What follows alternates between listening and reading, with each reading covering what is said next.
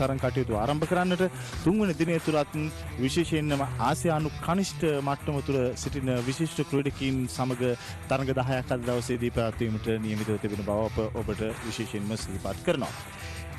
SLT Mobitel PEO TV PEO Sports හරහා ඔබට මේ සියලුම තරඟ නරඹන්නට හැකියාව තිබෙන බව සිහිපත් කරන අතරතුරේම නිවසේ සිට එය නරඹන්නට හැකියාව නැති ඔබ සියලුම දෙනාට ශ්‍රී ලංකාවේ කොහේ සිටියත් PEO මොබයිල් ඔස්සේ එය නරඹන්නට නොමිලේම අවස්ථාව තිබෙන බවත් අප සිහිපත් කරනවා. ඒ වගේම ශ්‍රී ලංකාවෙන් පිටත සිට ශ්‍රී ලංකාවේ ක්‍රීඩා ලෝලීන් අප සමග එක්වන ඔබ සියලුම දෙනාට PEO TV Facebook පිටුව ඔස්සේ ඒ වගේම YouTube නාලිකාව ඔස්සේ මේ සියලුම තරඟ වින්දනය කරන්නට අවස්ථාව තිබෙන බව අප සතුටින් යුතුව සිහිපත් කරනු ලබනවා. ඔබ සියලුම දෙනාට අප ආරාධනා කරනවා විශේෂයෙන් අද දවස පුරාවටත් අප සමග එක් වී සිටින්න මේ සියල්ල ඔබ වෙනුවෙන්ම ගෙන එන්නට PEO Sports අප සූදානම්ින් සිටිනවා. විශේෂයෙන් අද දවසේදී තරඟ 10ක් පැවැත්වීමට නියමිතව තිබෙන බව අප ඔබට සිහිපත් කරන අතරතුරේම ඊයේ දවසේදී විශේෂයෙන්ම ශ්‍රී ලංකා ක්‍රීඩකීන් 6 දෙනෙකු තරඟ බිමට ප්‍රවිෂ්ඨ වුණා. ඒ ප්‍රවිෂ්ඨ වුණු ක්‍රීඩකීන් අතරින් ක්‍රීඩකීන් 2 දෙනෙකු අවස්ථාව සලසා ගත්තා. විශේෂයෙන්ම ජයග්‍රහණ හිමි කර ගැනීම සඳහා කිලෝග්‍රෑම් 48 බර පන්තියෙන් තරඟ කළ සත්සර වර්ණකුළු සූරිය ජයග්‍රහණයක් හිමි කරගත්තා. ඒ වගේම කිලෝග්‍රෑම් 57 බර පන්තියෙන් ක්‍රීඩා කරපු අරවින්ද ජයතිස්ස ඔහුගේ තරගයේ ජයග්‍රහණය කරමින් ඉදිරියට යන්නට සමත් වුණා. අද දවසේ අප කලින් මතක් කළා වගේම ක්‍රීඩකයන් 5 දෙනෙකු මෙම බලල්ල තුල ශ්‍රී ලංකාව නියෝජනය කරමින් ක්‍රීඩා කිරීමට නියමිතව තිබෙනවා. මේ ක්‍රීඩාගාරයට ළඟා විය හැකි දුරක සිටින ඔබ සියලුම දෙනාට අප ආරාධනා කරනවා එන්න ඔබ මේ ස්ථානයට ඇවිල්ලා ඔබ දෙන එක අත්පොසන්න ආදයක් ශ්‍රී ලංකාවේ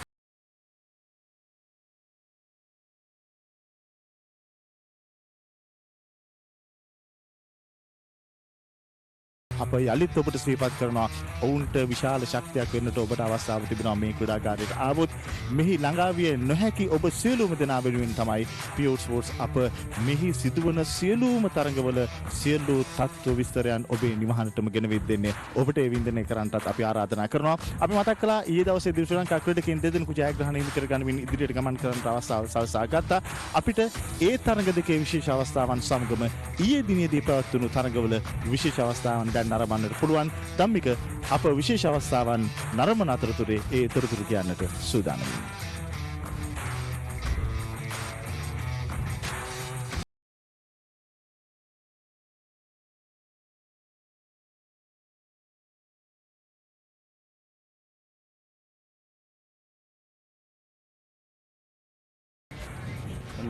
commentary පටන් ගන්න.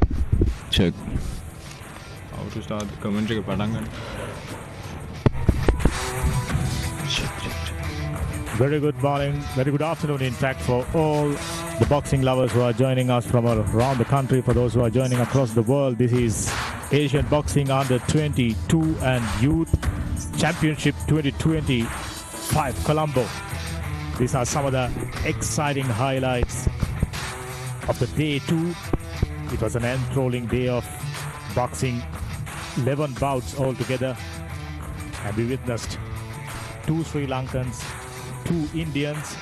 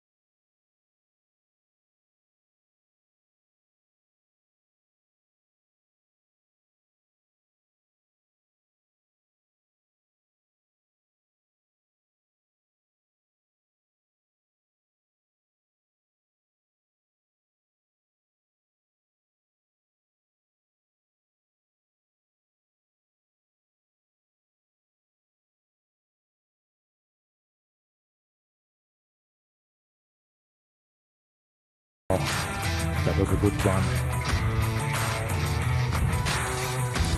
Superb stuff by the Kazakh boxer. They are, as you all know by now, very, very strong when it comes to international boxing.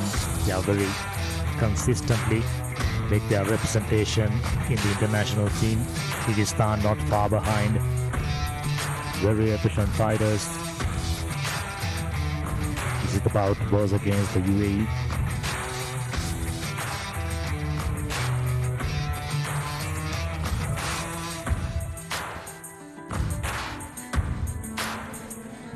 Yes, it's been a really exciting couple of fights yesterday from Sri Lanka. 5 fights, 2 fighters qualified. And today we have another 5 fights in Dhamika. Because we altogether had 11 bouts. 2 Indians moved to the semi-finals, 2 Sri Lankans for the region. As a whole, must be very, very happy, especially the Sri Lankan crowd. We are hoping a bigger crowd to come down to Sukadalaza Indoor Stadium and supporting them right throughout the day. 5 bouts altogether, semi-final spot up for grabs.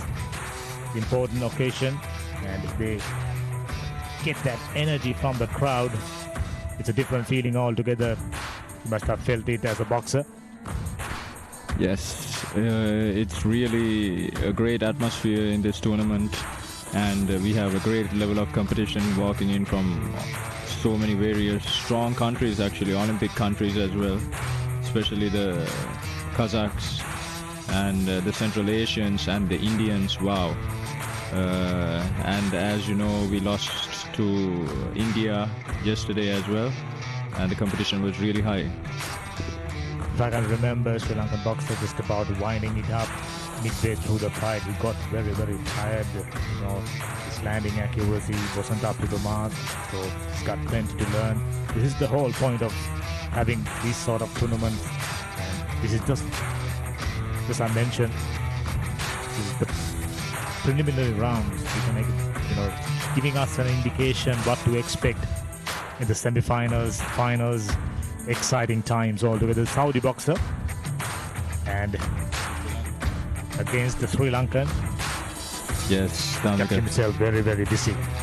That was a 5 fight, and the Sri Lankan was putting so much pressure on the Saudi fighter, who was also resisting and trying his best to keep the Sri Lankan behind, but the Sri Lankan worked with high pressure and high volume, as you see, hard punches. But prefer if he could keep a little bit more distance without launching it with the head.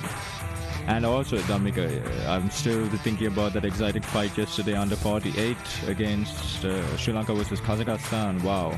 And Sri Lanka got the victory. That was a fabulous win and a showcasing performance. Actually, that young boy is such a talent. And we are excited to see him again.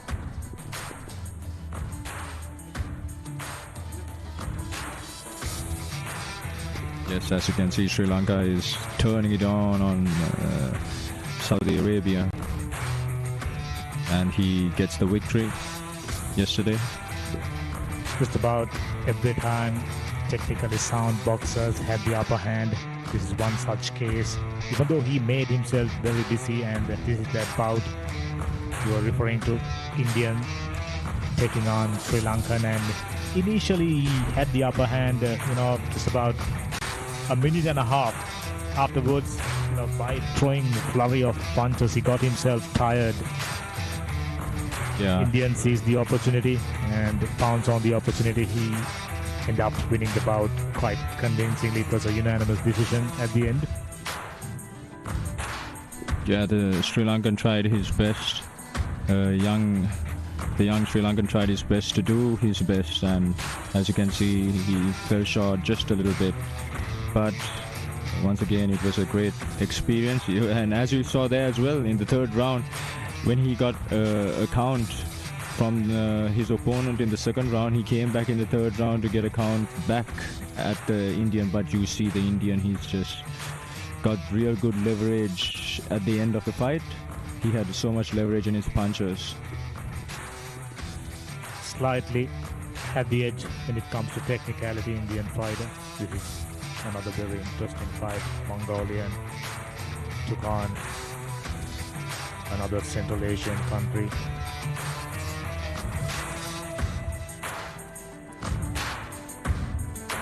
You can clearly see when two Central Asian countries fighting against each other, the intensity, energy levels totally different. This one was won on a unanimous decision, Damika. The Kazakhstan, I think he was from Kazakhstan, and he put on a great performance there, and he stopped the Mongolian every time he tried to come in. He stopped him. I've been taking a look at those who are move on to the semi-final rounds. This is Turkmenistan taking on Kazakhstan. Another very interesting bout. It was a knockout victory, Damika's third round. It was a really great performance. Very efficient performer. Kazakhstan, we've spoken about it. Such a strong nation when it comes to boxing, isn't it? Their system, their fighters kept coming and kept delivering. We hardly found anyone from Kazakhstan, failed to register a win. That's true. One of the fighters who lost from their team was from a Sri Lankan, and I recall on the first day also they had one loss. Besides that, everyone else took a victory. There you go, keeping a keen eye on the proceedings. Whichever the case, the lineup for the second round for semi-finals. There you go. Right from the start. And we finish off. Time for ladies.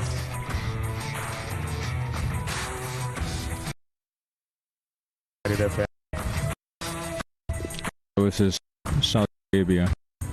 And Indian gets the victory. 3 rounds of boxing, unanimous decision. And as we recall, the Arabian did up.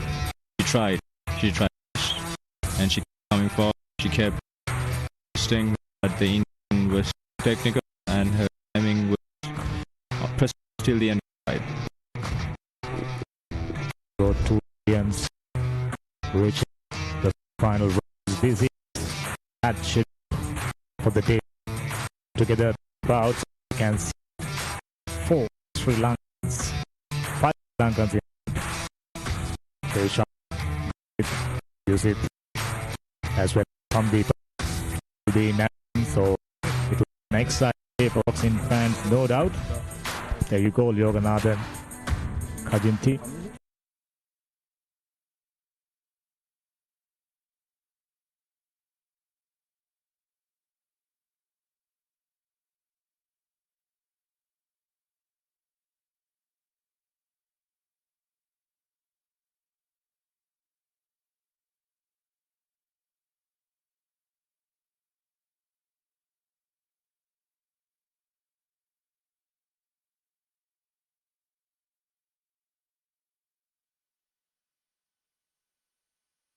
On demand entertainment.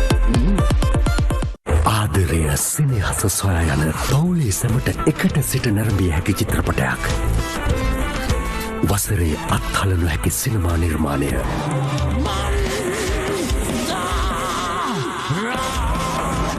Boxing තරගාවලිය ශ්‍රී ලංකාවට දිනා ගැනීමම නැත්නම් එහි සත්කාරකත්වයේ හිමි කර ගැනීමම අතිශය විශාල ජයග්‍රහණයක් බවට පත් වුණා.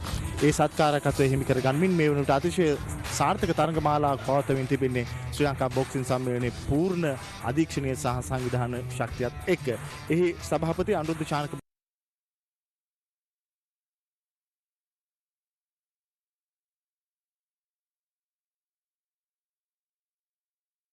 කියන්නේ කොහොමද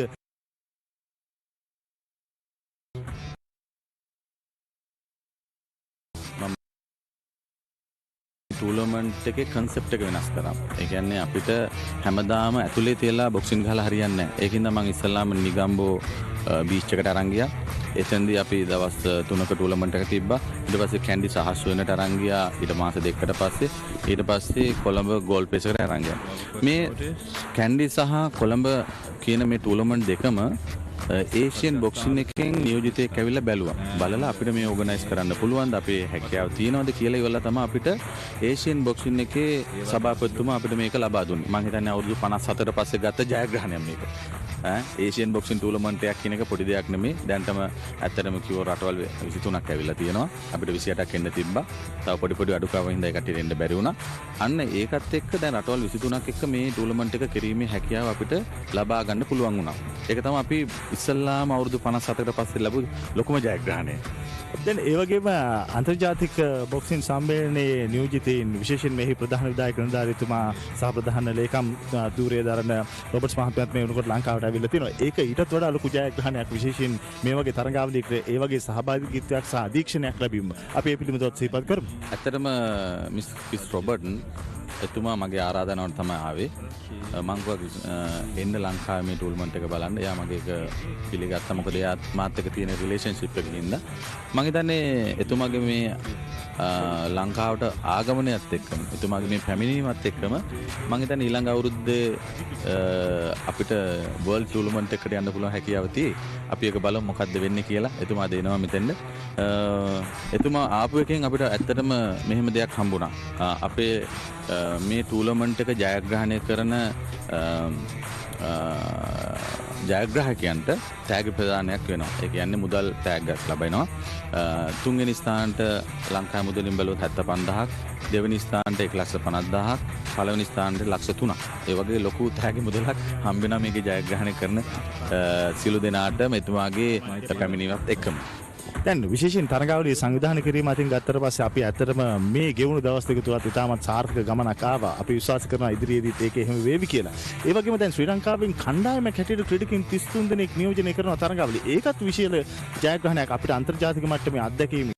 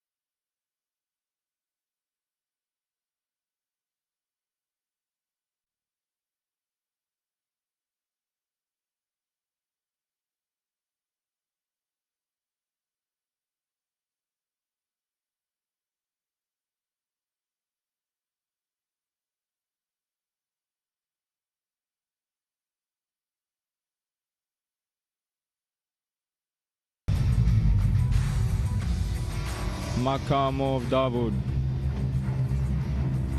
under 67 kg. What do you think, Damika? This seems to be like a really anticipating fight. Based on what we have seen, based on their training and physical shape, this should be a very, very close one. That's my feeling. Always Central Asians, bring out best to the table. So can't expect anything different. And this is 67 kg division, so stronger fighters. under welterweight, Dhammika, and these are some strong fighters. They got some firepower in their hands.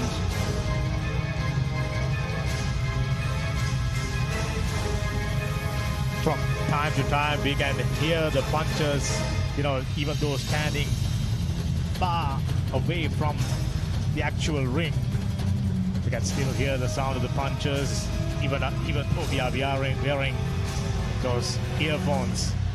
So it goes to tell you how much power these youngsters possesses. Just like that, day 3, bout 1. Daud taking on Almas, wearing red.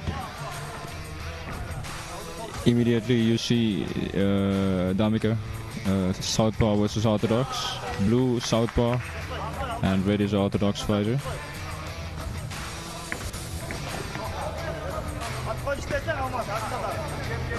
You can immediately notice that both the fighters are very, very strong.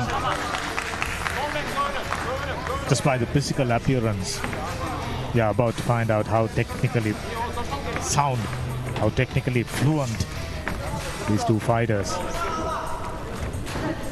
Goes to the clinch and gets it out really nicely. Daud seems to be a little busier than the Kyrgyzstan fighter Almas. Footwork so far, it's been ideal, and I thought Kyrgyzstan fighter Almas landed perfect right there. Well, another thing I'm noticing is Red is calculating his distance and trying to close the gap against Blue. Defending himself, as you can see, keeping the jab and a good strong guard, putting the pressure on Blue. Oh, he scores it. Perfect right there. So he, as you can see, Red is just calculating that distance, Dhammika. Both the boxers keeping their guard down. They're not too worried about, the flurry of punches coming at them. Daud, understandably, very keen on working the body, because upstairs Almas keeping things really busy.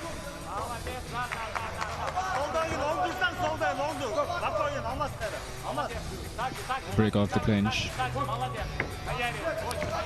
You see Red, he's holding his guard, and he's walking Blue back, putting the pressure on him. So this is very good for his scorecards, because the judges look out for effective aggression. They always look out for the fighter who is walking forward. And a great combination from Red again.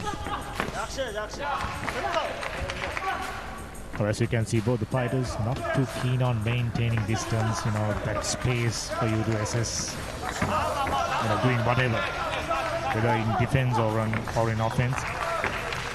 The fighters, fighting very close to each other, hardly any room, always inside the fire zone. High-paced fight, Dhammika. High-paced fight. Ooh, that's the end of the first round. What do you think, Dhammika? The technicality wasn't, in presence, but both the boxers showcasing that they have plenty of power. If the openings are available, I'm sure both fighters are capable of delivering a knockout punch.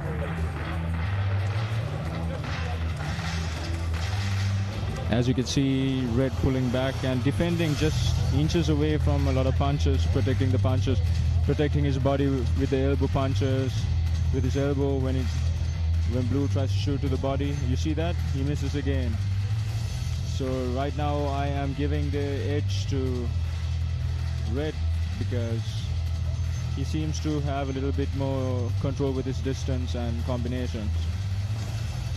So we both right about, mentioning this is not the most technical fight. Both the fighters, it seems, thrown the caution out of the window.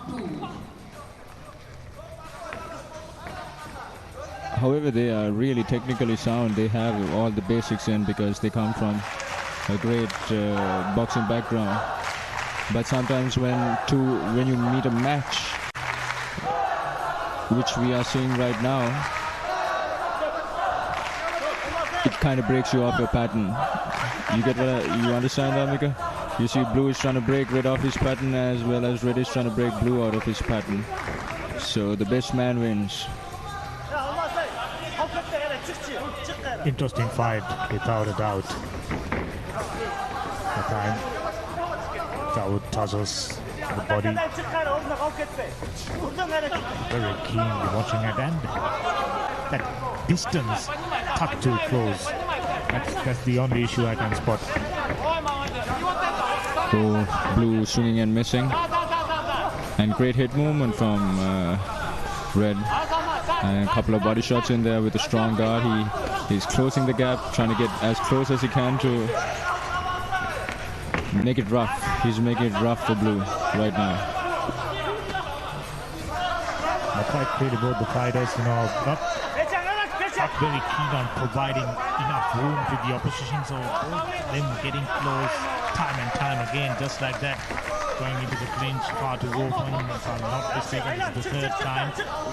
There you go. When you don't have that leverage, when you don't have that room, you can't really, get accurate punch away. It just jabs and, not making any damage. Damika, you do notice that Red's game plan is just to push forward, cover that gap. He's an inside fighter. He likes getting dirty. Oh, and his body got caught with a good punch coming in. He needs to be careful, and blue is just trying to keep him behind. Just as you mentioned, his strategy is pretty clear, keeping close distance, always inside the fire zone. It would be interesting to see how Bout replies. It seems to be like it's a strong amount of pressure that red is putting on blue right now. Almaz is taken to his corner to set his skinny up, and they begin again. What matters? Your work rate. I thought Almaz, to start up the fight, got his work rate up, landed quite a few. Fantastic fight. A unanimous decision, interestingly. We were hoping for, we thought of, thinking of a split decision, not to be. All come down to landing accuracy, whether it's to upstairs or to the body. After the fifth bout of this session, we are going to have an official I thought for a while that over-the-top left was working for the Tajik boxer Bout, but that wasn't quite clearly enough. So the first bout done, clear winner, Almaz, representing Kyrgyzstan. And here we go, the second bout for the day. Malaysia versus Kazakhstan. Malaysia in red, Kazakhstan in blue. Judge 2. Judge 3. Russia. Judge 4. Slovakia. Judge 5. Nepal. Judge 5. Sri Lanka. Ladies and gentlemen, bout number 2 for the day. Fighting from the red corner, representing Malaysia, Muhammad Ali Anand.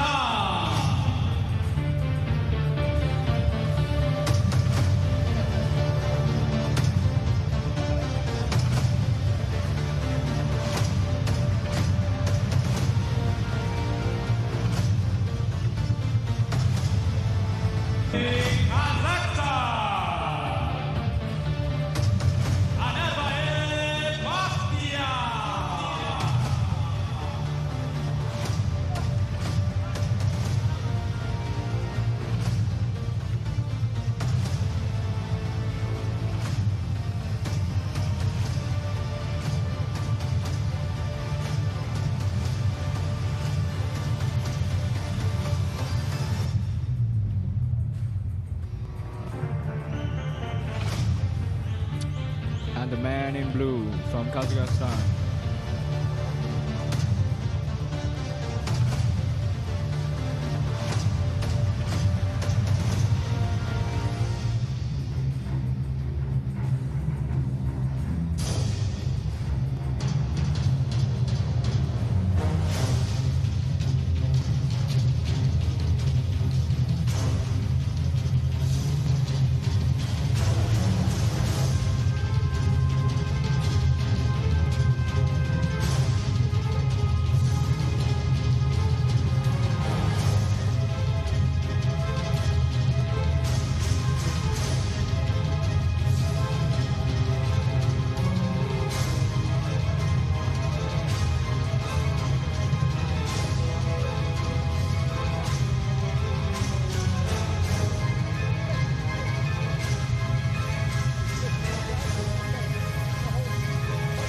day 3, bout number 2, just about to start. Bakhtiar from Kazakhstan taking on Mohammad Farid, Malaysia.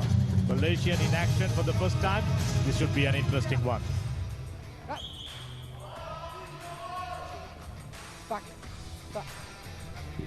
As you can see from the beginning of on the face-off itself, the man in blue has the bigger reach and the height advantage over red, and he's an orthodox fighter as well as the man in red is southpaw.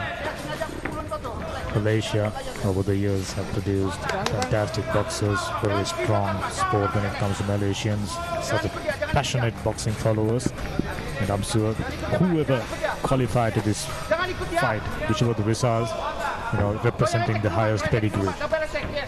You know, Damika, from the beginning of the fight itself, I can see that the Kazakhstan fighter is really putting on the pressure in the beginning of it's a high pace for the Malaysian fighter. And it's really visible as the fight's going on. That's exactly what Kazakhstani boxers were doing right throughout the tournament. In fact, you mentioned they've lost their boxers, in fact lost only 2 bouts. And one was against the Sri Lanka, if I'm not mistaken, for keeping us all happy, as well as the fans watching this wonderful tournament. Malaysian trying to get himself busy, and Bakhtiar representing Kazakhstan, who's wearing a blue attire, seems to be dominating because he is constantly pressing forward. No doubt, no fear. Pressure, Damika. Stepping forward, and as red shoots, he steps back, or he moves his head to the side, but it's pressure here. If you have a punching accuracy to go with it, that's not such a bad thing to do with it. There you go, trying to evade the punches, but he's kept coming. Just keep coming. Then that's a count, Damika. Like I said, it seems like this fight just might not go the distance with the amount of pressure that the Kazakh fighter is putting on the Malaysian fighter. It's a lot of pressure, Damika. Yeah, still in the first round. Mohammad Farid so far handling it, well enough. It'll be interesting to see how well he handles this pressure in the second and third round. Just might be, starting to take the toll already. Just about 35 minutes remaining, 35 seconds in fact. Kazakhstan fighter is stalking, and you could see it in his eyes. Oh, it looks like it's another count. And there you go, that's the second count in the first round itself. What do you reckon? Another early finish to the day? Yes, it seems like it will be not this round, but I think the next round, if the blue fighter gets another 2 more counts, referee will stop the fight. No push.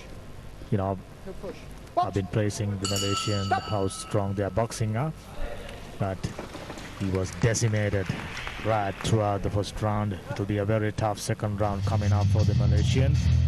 Take a look at him. Hardly any tiredness in his face. It looked like it was just another sparring round for him.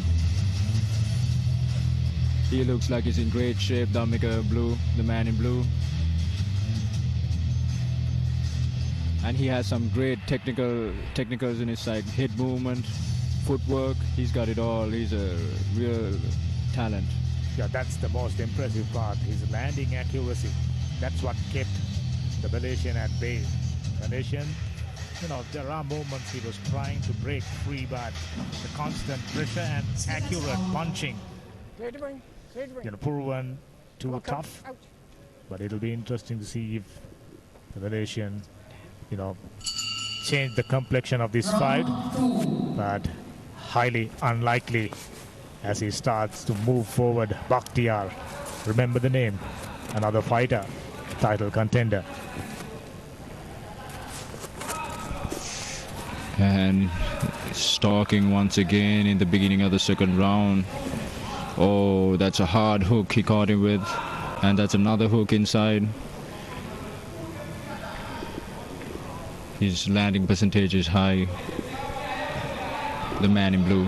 just take a look at how calm he is. He's just a, another one landed upstairs.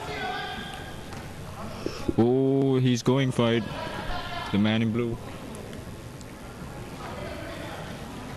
This could be another early finish to a bout. Mohamed Farid, it's been a struggle just about the midway through first round in fact.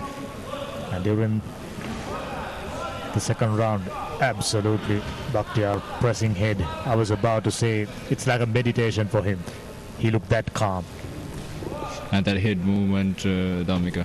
He's just got great movement. He tucks his chin under the shoulder. He shoots this two with great leverage. And he's just technically... He's on a mission. He's on a mission. Absolutely no doubt whatsoever. He could be any second.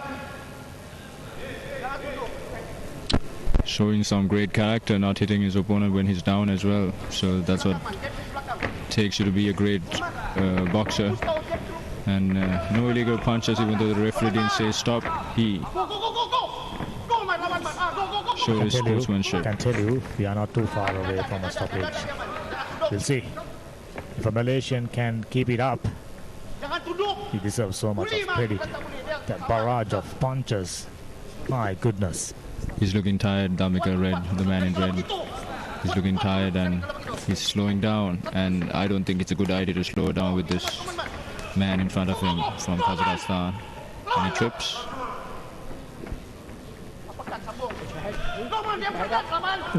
He pretty much did everything he wants. Evading punches, not an issue. Getting close, absolutely no problems. There you go. Right. Another left landed. Connected very, very swiftly.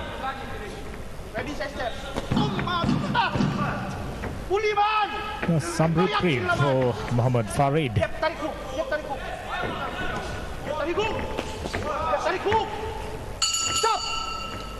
Well, that's the end of the second round. The fight clearly belongs to the Kazakh boxer.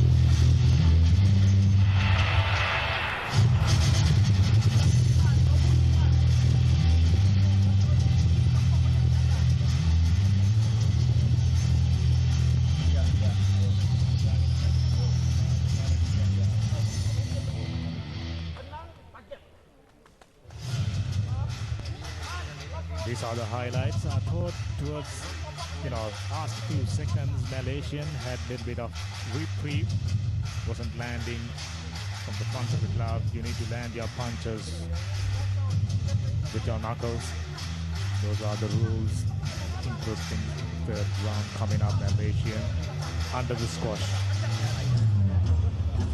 Seconds out. Right. Head up. Clear the ring. Blue. Third and final round. Round 3. Will it go to unanimous decision or will this fight end before its time? I was hoping the fight would be stopped during the second round itself, but credit goes to the Malaysian. Hold himself up really nicely, especially toward the latter part. If I'm not mistaken, he landed a couple of punches. There you go. Superb left hook. Another one landed upstairs, well connected. Great movement from Blue. He just knows how to move his hips and his body with great leverage, with not much effort as well. And great timing from him as well, you watch. I'm sure the rest of the fighters keeping a close eye on this man Bakhtiar in this weight class. Break. Both of you step Farid hardly managed to test him. If you look at all three rounds, it's just about, few seconds that he had his moments. Other than that, the rest being... That's always good to see. Trying to reach upstairs and make few connections. Stop. Red. Halfway through the third round, Malaysian still holding up. Whichever the case, if it doesn't finish inside the third round, It will definitely be a unanimous decision. That's my call. Oh, he caught him with a punch there. And I think he's looking for it. I think he smells the blood now. Because you could see with the body language that Red kind of got hurt there. He got hurt. He's hurt. He was in a same situation during the second round, remember? Tenaciousness. How long he can hold? Minute and 2 seconds remaining. A minute now. That was a great timed right hook from Blue. And he's just putting that pressure. He's countering and he's attacking, and it's a real struggle for Red, but he's showing heart. He's fighting on. Head up, Red. Both the fighters, excellent upper body strength. Head up. Just Box. Bakhtiar from Kazakhstan wearing blue. Now he is, a seasoned campaigner. That's what you call calm and composed. It's like, he's playing a game of football. Another one. Reaching. Likes to get close. So we were expecting the Malaysian to reach the end of the third round. He did that. Great. Not going to change the outcome. Great respect from the Malaysian as well. Wow. As the fight ended, he just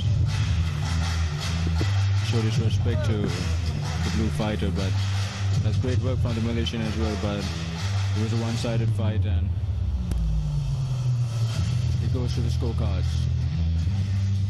Right throughout 3 days, probably the easiest decision for the The referees. winner of this bout by unanimous decision. Blue corner representing Kazakhstan, Excellent bout, 20-year-old from Kazakhstan, another very strong boxer. Just at the age of 20 years old, what a great showman. Great skill. Keep your eyes out for him for the welterweight division.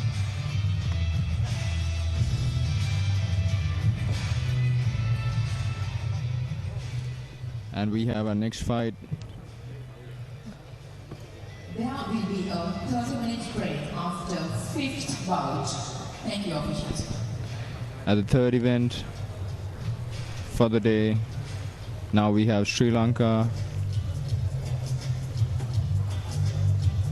versus the Kingdom of Saudi Arabia.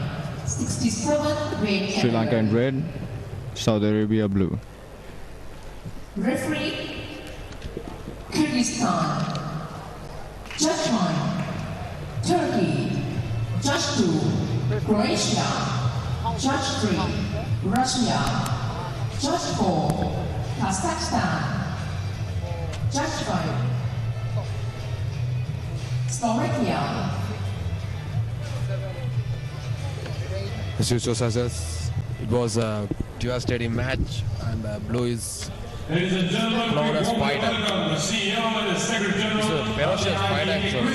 Just nailed the match. Also, the president of the ASBC, Mr. Aziz Gonzalo, into our midst as well. About number 3, ladies and gentlemen, fighting from the red corner, representing Sri Lanka. Rodrigo, we have a Sri Lankan fighting now.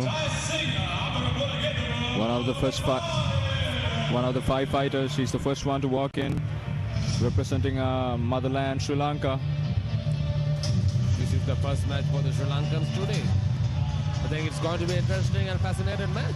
Don't you think that? Eshan, at just the age of 20, he looks like he's in good shape. And this bout is held under 67 kilograms.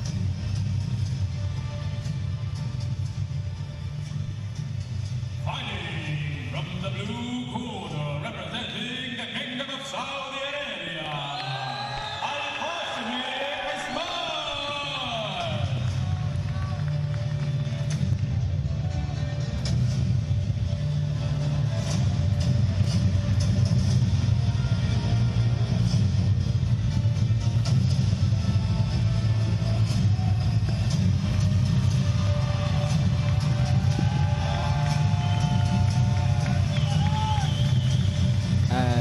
here he walks in the man in blue, who stands in the way between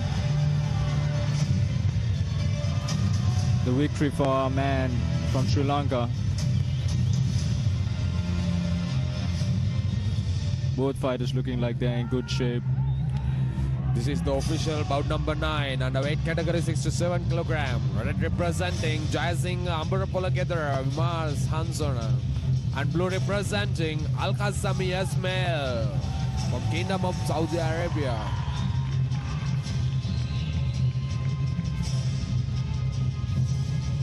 Sri Lankan fighter looks furious fighter, as you see. Let's see what he's gonna do in this round, huh? We are excited to watch and see how this goes out. Yes, this is going to be excited match.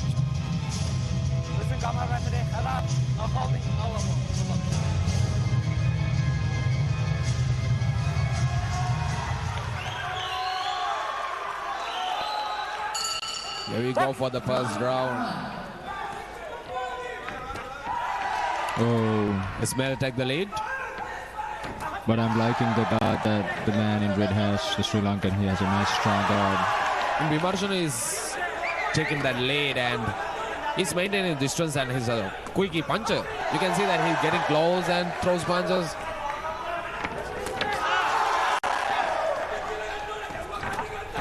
Oh, that's a hard combination from Ismail to red. The blue fighter is kind of flawless fighter. His combination is he's studying the Sri Lankan fighter. But the way that red is fighting is kind of, he's using his footwork and technicality. You can see his punches and hooks are kind of powerful fighter, isn't he? That's a great guard from the man in Sri Lanka. He's holding a great guard, but here comes the pressure from the man in blue. Both fighters are flawless fighters. They're fighting equally strength and equally talented fighters. You can see that his strength of between them and the way they fight. They don't take even a minute to take back a step. Both fighters just throws a punch non-stoppably. It's a non-stop combination from blue to red. Red fighter is not showing some kind of punches, but he's guarding himself accurately. But the blue is doing some kind of nice head movement and hip movement. He's doing some great combinations inside there. And it's getting the Sri Lankan a little bit off his game plan. Blue fighter is not giving a chance to take a land or punch for him actually. He's taking a lead, huh? Yes, he is, and there is a count. I think this round is advantageous for the blue. He scores are marks, huh? Red needs to make this a hard fight. He can't give blue the confidence to walk him. The red fighter is down. kind of a powerful right-handed puncher. His right hand is jam is kind of ferocious. You can see that the way he guard and so much punch on the right hand side. And that's the second count for the first round from the man in blue. 6, 7. That must be extraordinary to red to bite actually. It's the pressure, Rodrigo. Blue is putting an immense amount of pressure. Yeah, as blue is doing a great job from the prairie star. And those ones like brutality in those. The combinations Yeah, hard for red from Sri Lanka to handle. So let's see what happens. So this is boxing. That was the first round. Maybe he can change his game plan and come back to make it harder. But I don't think the man in red is supposed to give the man in blue the chance to push him back. He needs to push him back. Yes, that's for sure. Because he's not doing well fighting backwards. You see, every time he goes back, he gets caught in the ropes and the man in blue catches him with some combination. So let's see. Amlesa is giving him some great instructions in the corner right now. And that for sure, these second and third round can be do any kind of thing in this boxing match. First round can be made some scores, but second and third round can be game changing. Come on, Sri Lanka. He's going to do it. Come on, let's go. I like the way he guard himself and he's guarding and he keep his guard high. But the thing is, Blue is throwing non-stop punches.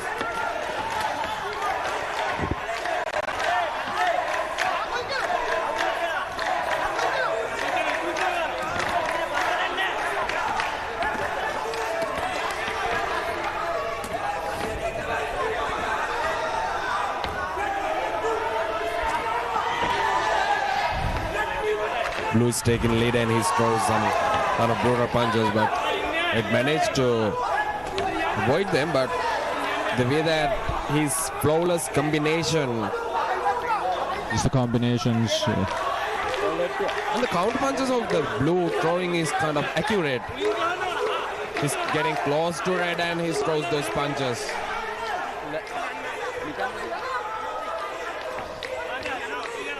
Blue is kind of a accurate fighter. You can see that he's studying the weak point of Red. Red body language is not kind of a good at this moment. You can see he's kind of stressed. I think that is pressure.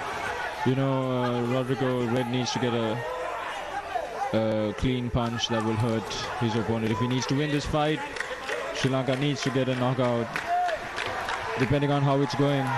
Because technically it doesn't seem like he has a chance to win against Blue. So let's hope that he connects with a punch that would stop it. Yeah, that's you're right. The technicality is that Saudi Arabian fighter is kind of in another level. At the level he has done kind of quick movements and nice punches. There you go, another great 1-2 from Blue.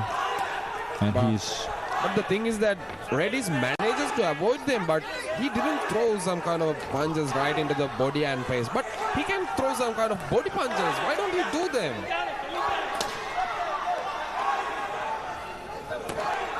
I think he's trying, Rodrigo, but I think Blue is serving to be a hard target.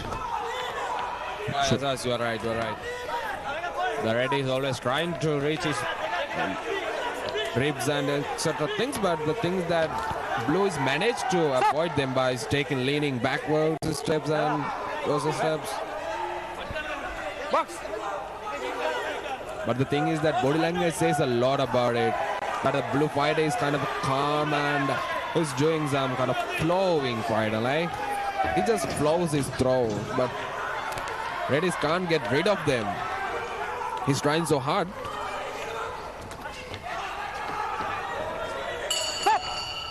And that's the end of the second round. Both rounds are beneficial for Blue. Actually, he scores some kind of scores in this round.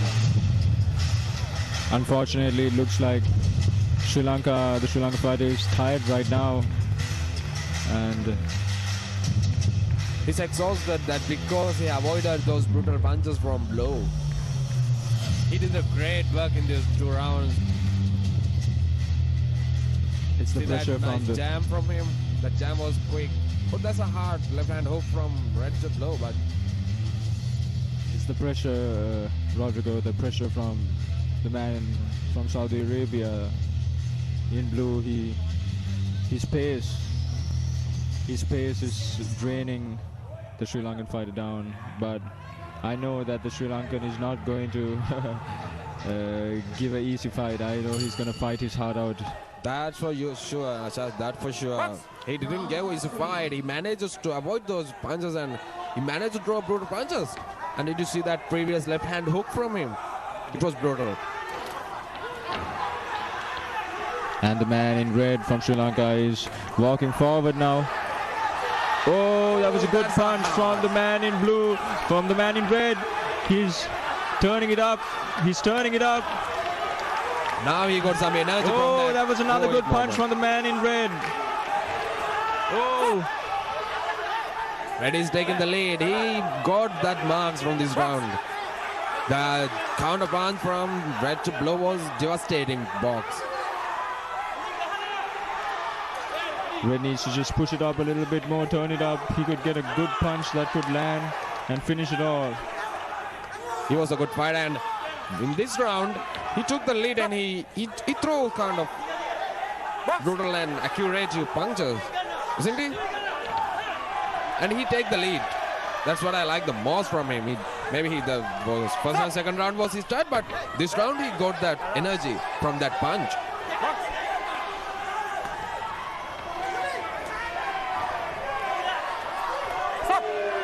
Oh, holding down and hitting from blue. And That's a brutal body shots from blue to red. Blue manages to throw some nice hooks right into the red's ribs. Oh no, the referee takes a point off from red for dropping his head.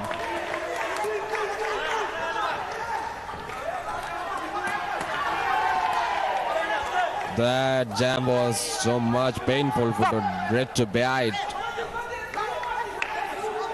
He looks fatigued at this moment, but his will to win make his stand off his feet and fight back. Last 6 and men going at it. And you can see the blue keeps forward. The red got slipped, but he's not going to give up. That's what I like the most about him. The thing with blue is that he's throwing and edge the him. I mean, quick, the speed of him, rhythm, and way he's boxing is nice. Actually. Maybe Sri Lankan box is good, but he has some kind of passion in his style, right?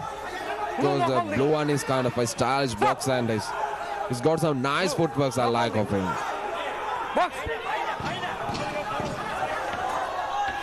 Last 10 seconds.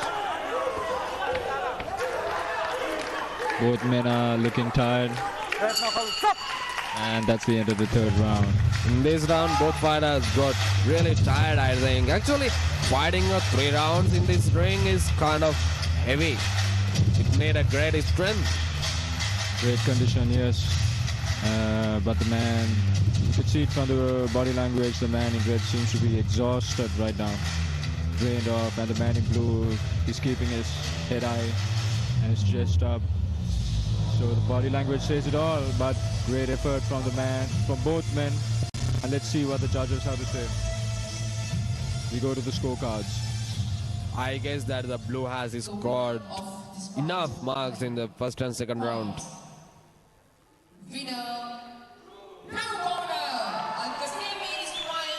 And the victory goes to the man in blue, a unanimous decision, 5-0.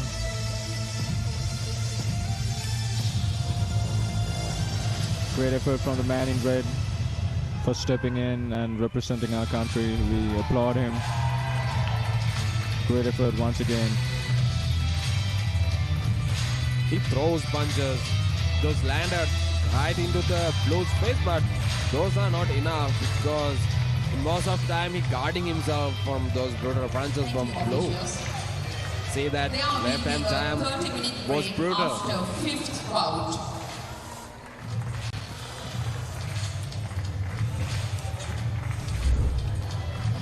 Bout number 10, 71 kilograms. Referee, Sri Lanka. Judge 1, New Zealand. Judge 2, Slovakia. The end of the round, that Sri Lankan fighter got that feeling of tiredness actually, but he gave a good round in third round. Huh? Fighting from the red corner, representing the Kingdom of Saudi Arabia, it's And here we go. It's the fourth bout for the evening.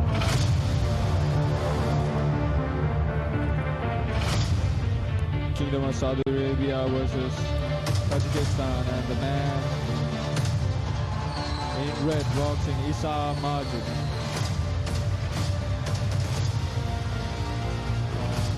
The Kingdom of Saudi Arabia. And he seems kind of just as his physique is in a good level, and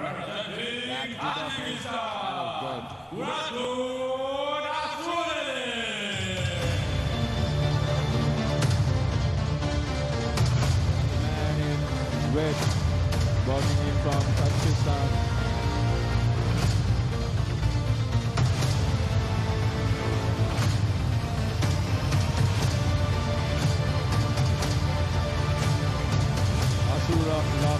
Ashurabil, Lalit, Marajon. This is the official bout number 10. On the weight category, 71 kilogram. Red representing Isa Majid from Kingdom of Saudi Arabia, and blue representing Aushoraleo Mudjon from Tajikistan. It's a light middleweight bout. This is going to be a heavy match. You can see that under 71 kilogram fight, and must be filled with some brutal punches and heavy punches, right? Both fighters are looking big and strong.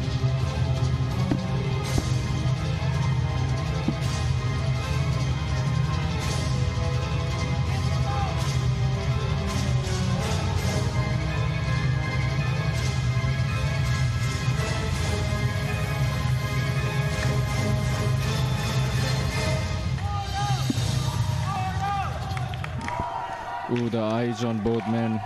They're looking like they're ready. Rodrigo. Who's gonna take the lead? Round 1.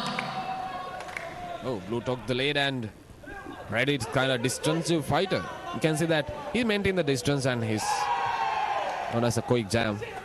Look at the build on these these guys. They're built lean and strong. Any punch can finish the fight. Oh, that's a right arm hook from blue to red. Blue one is kind of throwing nice punches, but it is kind of his footwork makes him safe in here. Blue is putting the pressure on Rodrigo, walking forward. Yeah, blue is really like you. He throws and he takes the lead, but red fighter he's managed that pressure, man.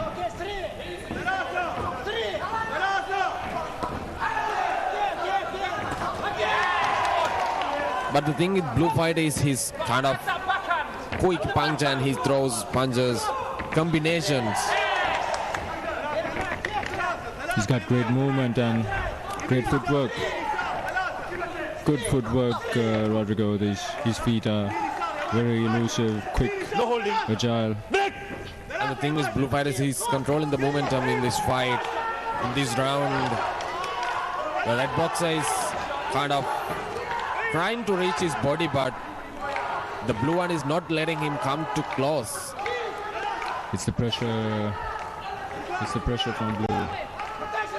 He's not giving red any time to think. That's a nice combination from blue to red. Yes, a 1-2-1-2 straight punch. He's not giving red any time to think, Rodrigo. He's just looking for it. He's looking to finish the fight. Oh, that's a good body shot from blue. Nice body shot from blue to red, and his left hand hook is kind of really powerful, and he's throwing nice counter punches and jams, and his combination is really flawless combinations. Those are really perfect. It's a high pace. It's a really high pace right now. So many punches thrown in a matter of such little time, and the counters coming in from blue is just great. Wow, look at that body, head.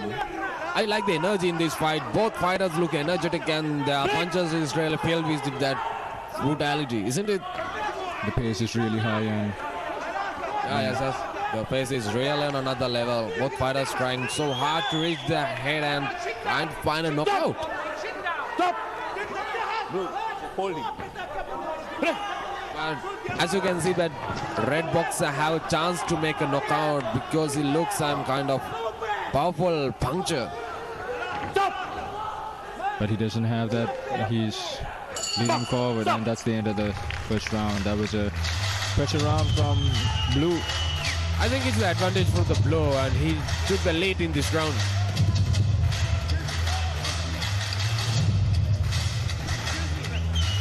Great work from red. He's just resisting and just enduring the storm and not allowing The thing Blue that to- Red fails to reach the Blue is that he managed to lean back and miss those punches. But the thing is, Red is that Red fails to manage those jams and uppercut from Blue to Red. As you can see in the highlight, there were some clean blows landed from Blue, some hard punches in the first round. So if it continues to go on like this, Rodrigo, it might not go the distance. Here we go for the second round. Round 2. Oh, Red throws nice arm jams from right into the Blue's face, but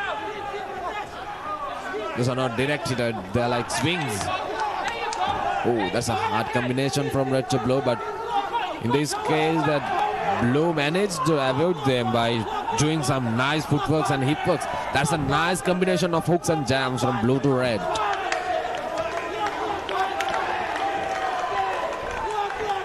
Great combination from Red, walking forward. Red is doing a great work in this round, huh? Yes, He's not giving an easy fight. He's not keeping a step back. maybe the first round is for the Blue, but second round is taking a lead by Red. You can see that his head movement and everything got mixed up in here. He's doing a great work here. Referee says that keep your heads up. Both fighters look intensive fighters. The punches make a heavy, excrucial, painful lasers, huh? Both fighters throw some nice and powerful punches.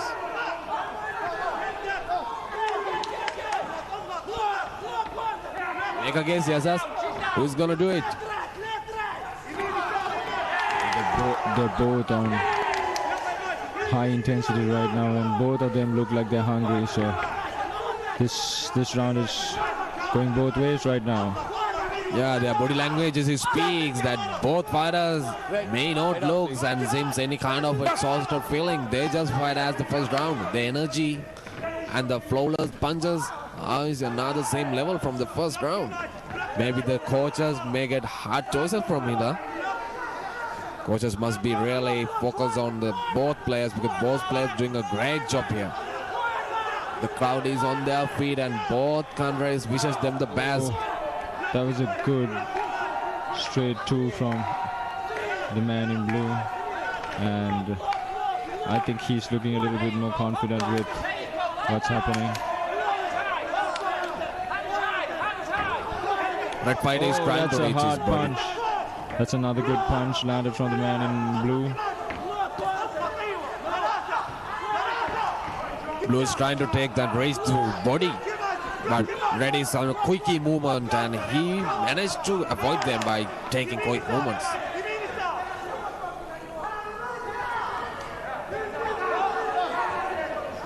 That's a hard right arm hook from Blue to Red, but Red missed it. That's a great straight punch from the man in blue. Just landed again. Blue fighter is throwing nice body shots and jams and straight punches. And I think that straight punch is quite painful to bear to Red it. I like the most thing is that Tajikistan and Kazakhstan fighters have kind of another level spirit of their boxing style. But you know, to be honest, the man in red from Saudi Arabia is giving a good fight. He's giving a really good fight. He is not letting this tough man in blue throw him back and get him off his game plan. That's a hard jam from Blue to Red. Oh, that's a mighty straight punch. Blue fighter is kind of furious fighter. The Red fighter is kind of a quickie and a powerful fighter, but that furious inside of Blue makes him more nice puncher. Great counter punches from the man in blue. He would slip and shoot the counter puncher, catch him coming in with a hook. Here we go for the third round. There you go, uppercut from the man in blue. Red taking his up. Red is a really good fighter. has a spirit of warrior. He's not going to give up easily. Wow, there's a nice head movement from Red. I like the style of Red. He's kind of fascinated to crowd. But he's missing so many punches right now. A lot of punches missing. The thing is, Red is that he's not accurate. Actually, the punches he throws, he missed so much. But the thing is, Blue is really throwing right into the punches, right into the place. Yes, he's really precise and he's good with his distance, the man in blue. And he's stalking his opponent once again. Oh, what a great head movement. The blue fighter is kind of precious timing fighter. That's a count, Rodrigo. We were waiting for that and he caught him. It's the pressure, Rodrigo. It's some hard pressure. To taking a count on third round, it must be a pressure thing.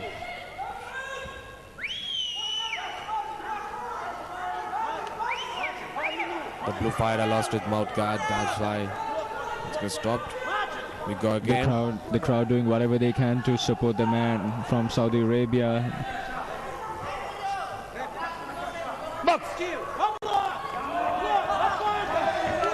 Oh, what a great counter once again from the man in blue. Nice combination from blue to red. Rodrigo, it seems like blue is just turning it up and he is trying to stop his man. Red is taking lead. Oh, he's caught him in the corner, Rodrigo. Red took the lead from this 2 and third round, but blue is trying to stop him. Oh, that's a great straight punch. That's a bad counter and he hurt his opponent. He's hurt. Red is hurt. Brutal punch from Red is hurt. And I don't know if blue senses it. Blue does sense it. It's a hard hitting jam from blue to red. Oh, that's another bad punch from punch. blue to red.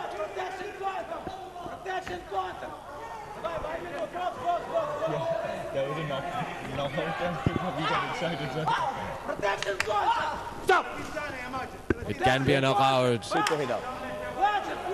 Box.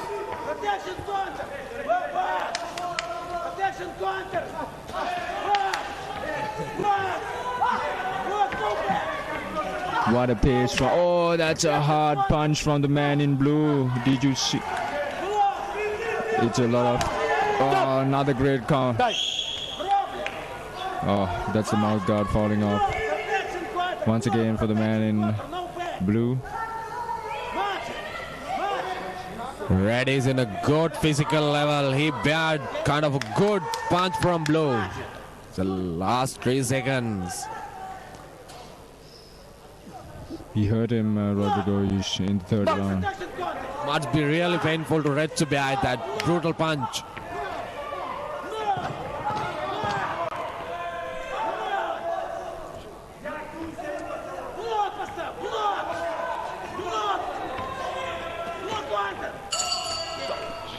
And that's the end of the third and final round for this bout.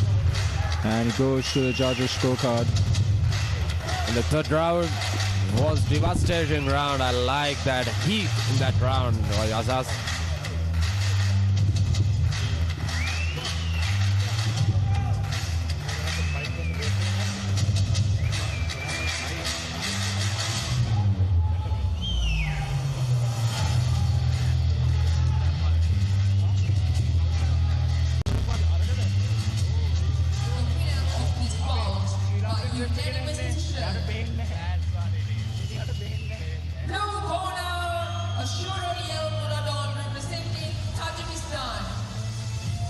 Kazakhstan fighter done great. He fought really well and he was a really good, precious timing fighter. I like the way he fought and those brutal punches. That was insane. Very, very interesting bout just came to an end and went in the way of Tajikistan boxer. I thought it was all but one-sided. I was surprised during the third round after that brutal punch. Ref didn't decide to go for a count. Things would have been even more interesting had that happened. Whichever the case, now Isa Majid losing the bout against Murad John from Kazakhstan, another very, very interesting looking fighter. 71 Likes to press on, likes to move ahead, pressurizing his opponent right from the word go, and he had the upper hand back the bout. Interesting bout coming up next.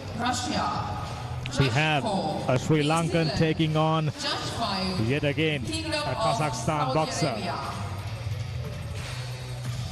Big bout of the day, ladies and gentlemen, fighting from the red corner, representing Kazakhstan,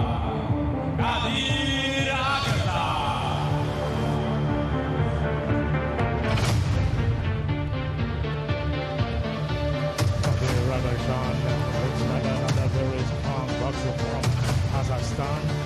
We will be up against Sri Lanka. So this will definitely get the Sri Lankan crowd excited. Looks like a very strong fighter.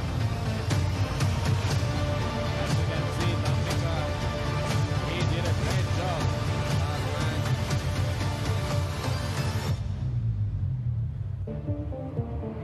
fighting from the blue corner, representing Sri Lanka.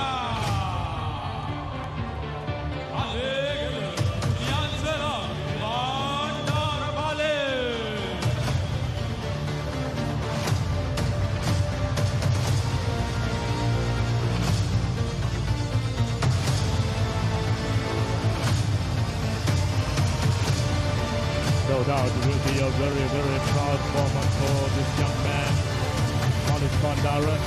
He knows he's got a stiff challenge on his hand. Whichever the case, the crowd so far been entertained and expecting a close bout.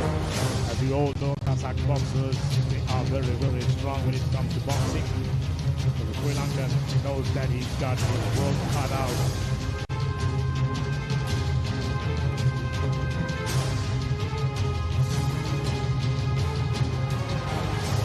What do you going to do is Mr. Damika? What do you think? What is your guess? It is very, my heart says Malik Bandara, but knowing what Kazakhstan boxers got to offer, it'll be a tough one, it'll be a tough call. I'll be satisfied if Sri Lankan boxer, give him a good fight. That's about it. The Sri Lankan fighter has to go. It's going to be a really massive fight because Kazakhstan fighters are at another level. As you can see, the height benefiting for Malik. Staying light on your feet always help if you're a boxer. Your hard work, your commitment all come down to this moment. These are still the prelims. Sri Lanka taking on Kazakh boxer.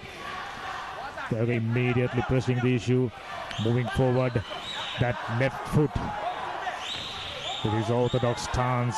Kazakh boxer undeterred. Malik trying to get few punches.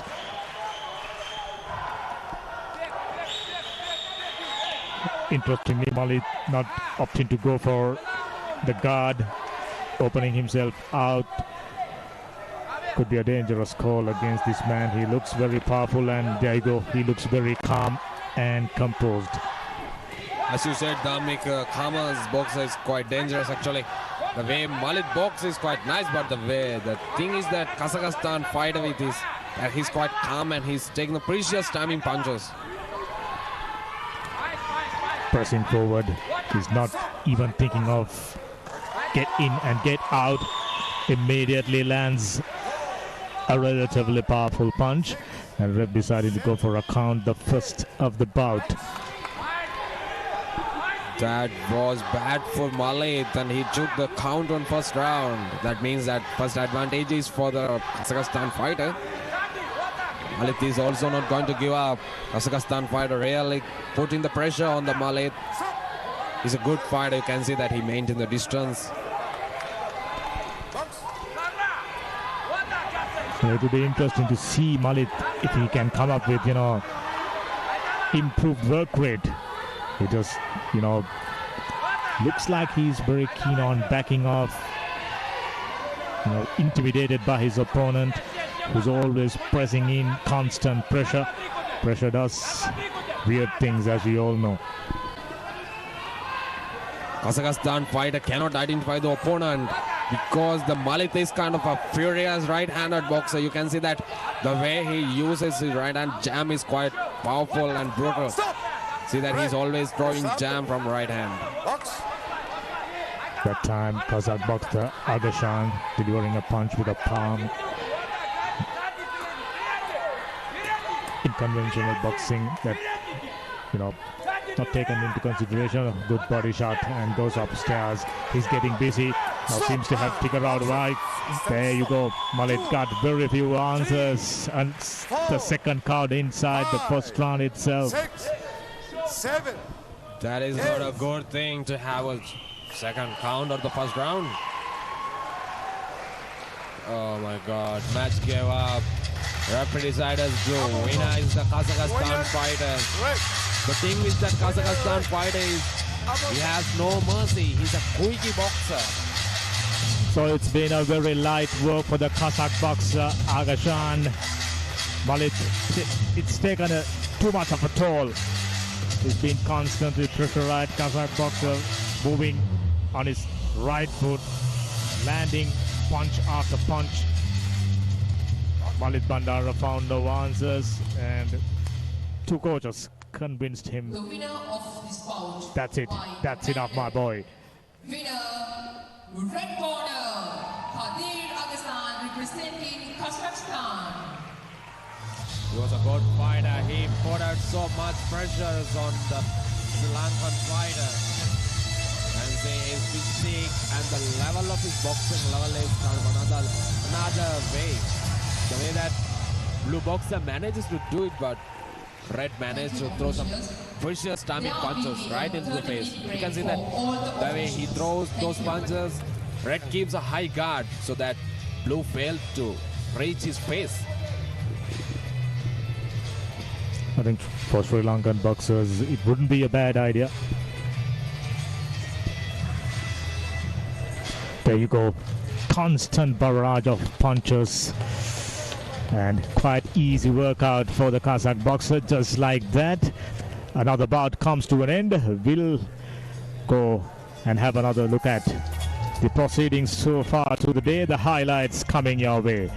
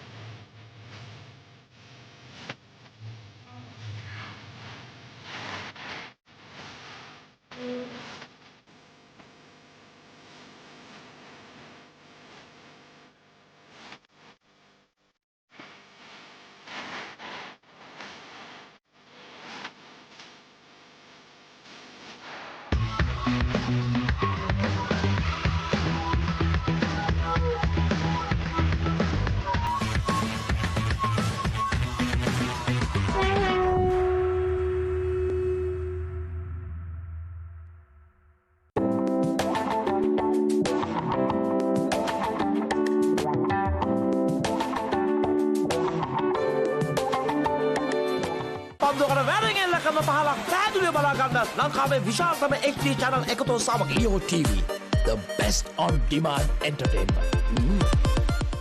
ආදරය සෙනෙහස සොයා යන පවුලේ සැමට එකට සිට නැරඹිය හැකි චිත්‍රපටයක්. වසරේ අත්හලනු හැකි සිනමා නිර්මාණය.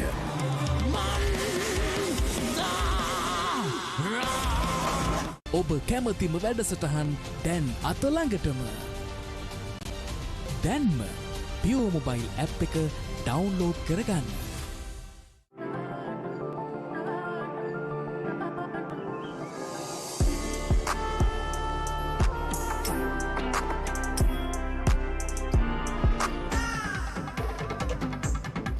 Inheriting a land of great warriors, the glory of a victorious bloodline.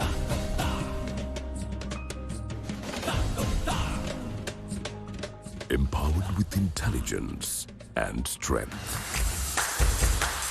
The ASBC Asian Under-22 and Youth Boxing Championships 2025, Colombo, in the land of lions, Sri Lanka.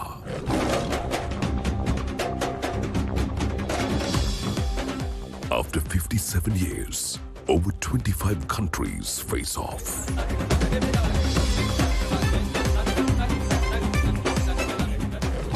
We wish our lions, the Sri Lankan team, the best of luck as they rise to conquer the Asian boxing ring.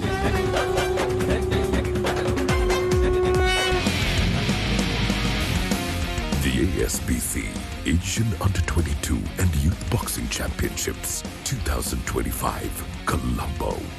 From May 12th to 23rd at Sukatadasa Indo Stadium, Colombo.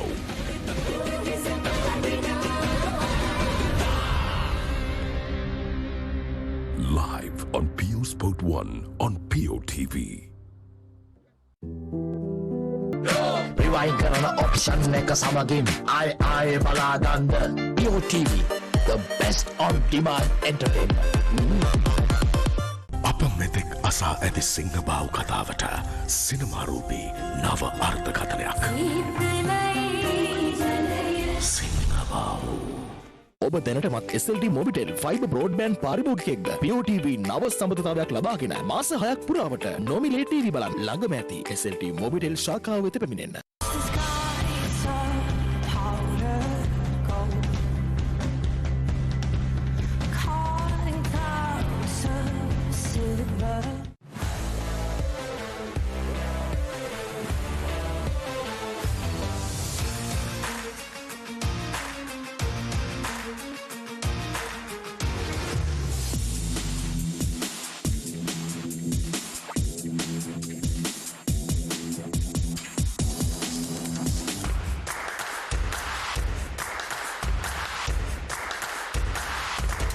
Intense speed, intelligent safekeeping, strikes that create no enemies. A vibrant welcome to a high-tech era. The ASBC Asian Under-22 and Youth Boxing Championships 2025, Colombo, in the land of lions, Sri Lanka. After 57 years, over 25 countries face off.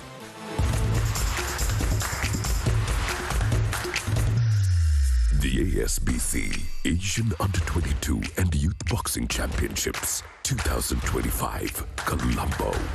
From May 12th to 23rd at Sukatadasa Indo Stadium, Colombo. Live on PEO Sport 1 on PEO TV.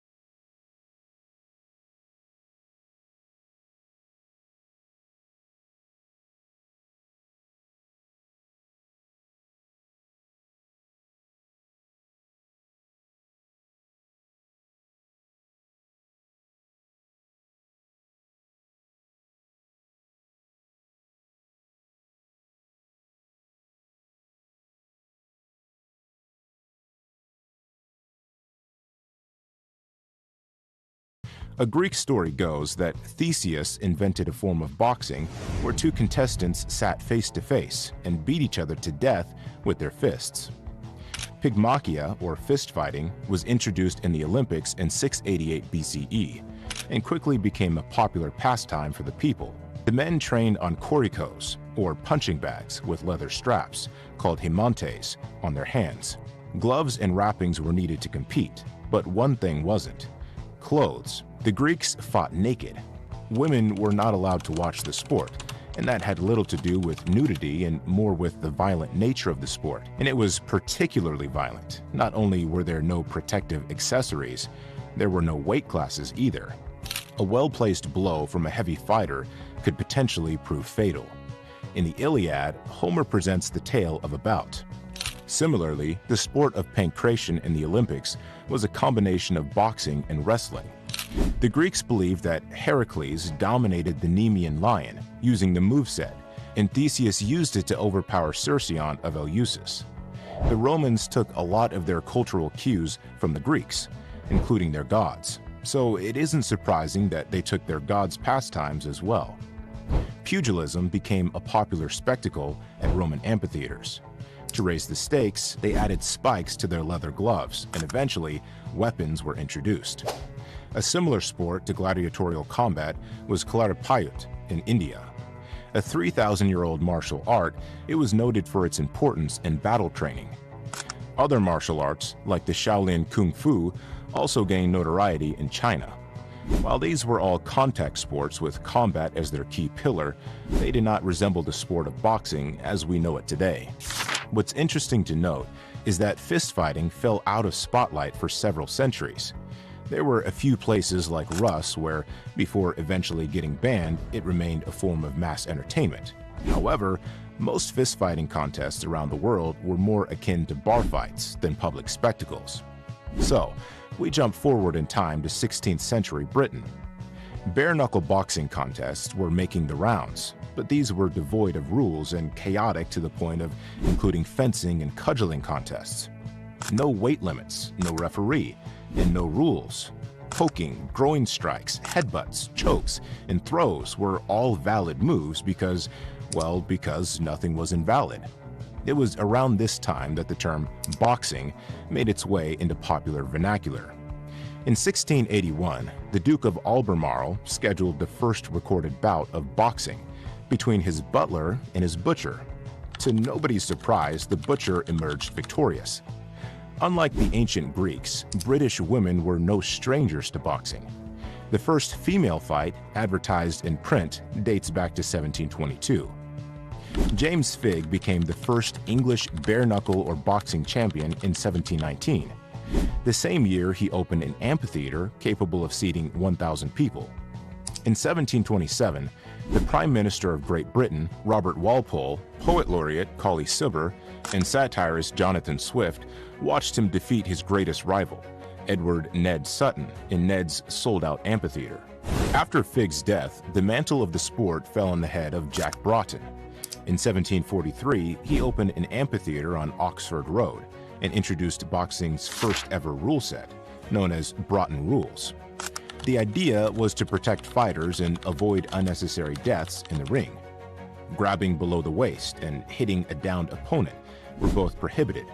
For the bout to continue, the fallen man had to get back to his feet within 30 seconds, at which point the round would instantly be declared over, offering him an additional breather. Prize fighting became a common pastime of the people and was even taken by people to settle disputes. For instance, in 1790, two ladies who claimed the affection of the same man went toe-to-toe to resolve the matter. As time went on, more rule sets were drafted and sanctioning bodies came into play. In 1838, the British Pugilist Protective Association initiated the London Prize Ring Rules, but they were not enough. In 1867, the Marquess of Queensberry rules laid the groundwork for modern boxing rules. Rounds were 3 minutes each, with a 1-minute rest in between. Contestants had to wear padded gloves. Wrestling was forbidden, and downed fighters had to get up against a 10-second or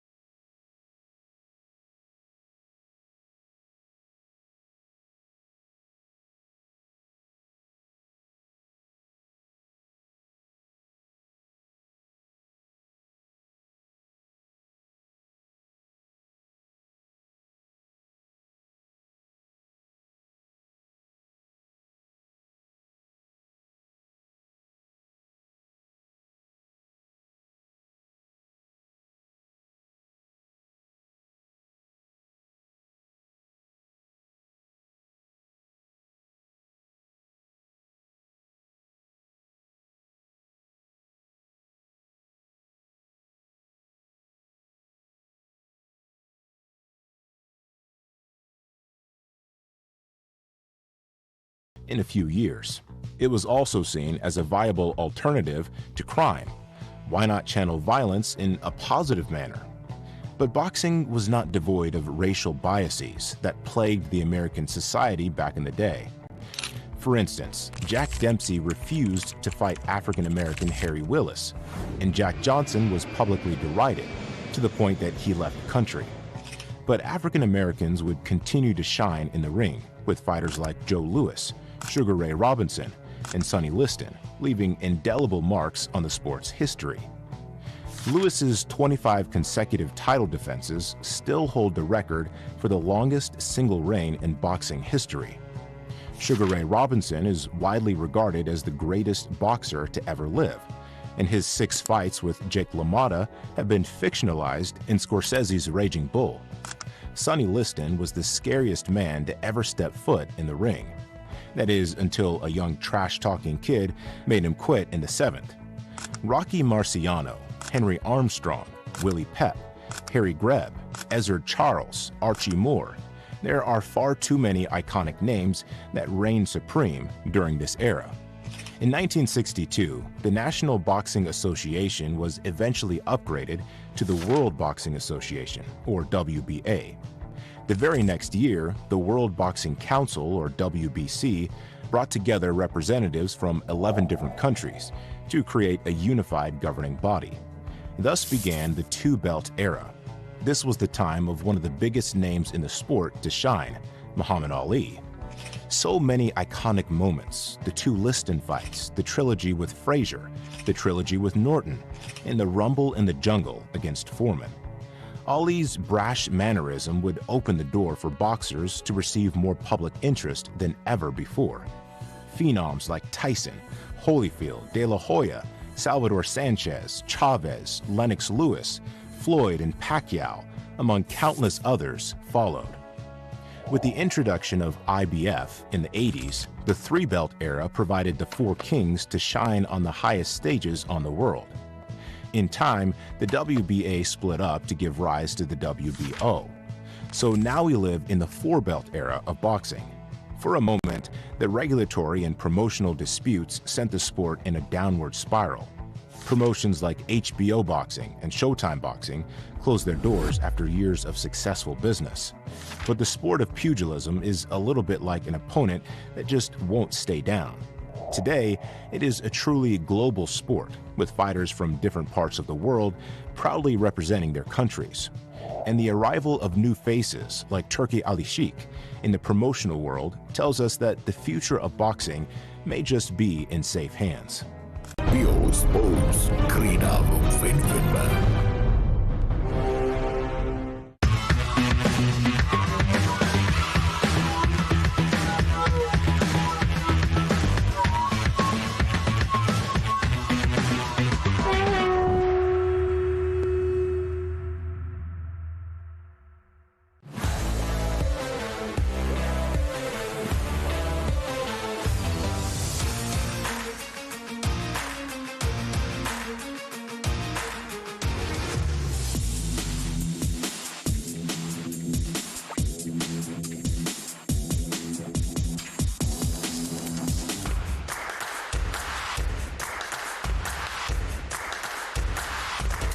Intense speed, intelligent safekeeping, strikes that create no enemies. A vibrant welcome to a high-tech era. The ASBC Asian Under-22 and Youth Boxing Championships 2025, Colombo, in the land of lions, Sri Lanka. After 57 years, over 25 countries face off.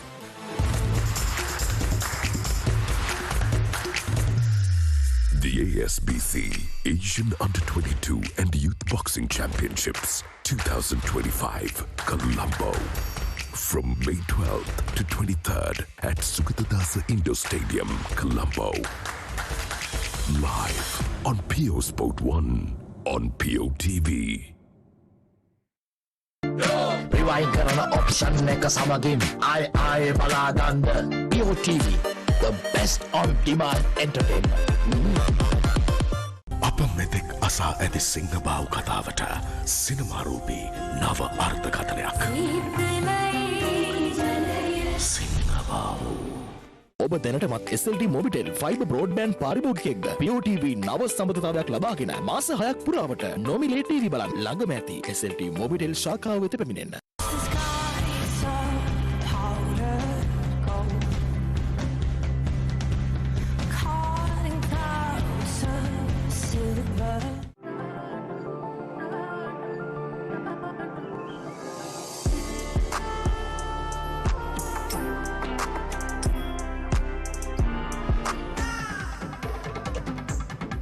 Inheriting a land of great warriors, the glory of a victorious bloodline.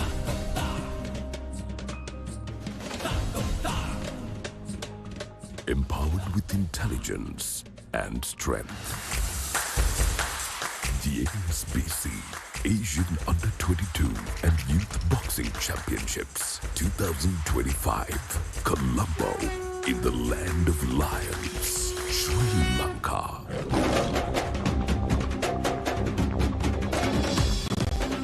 After 57 years, over 25 countries face off.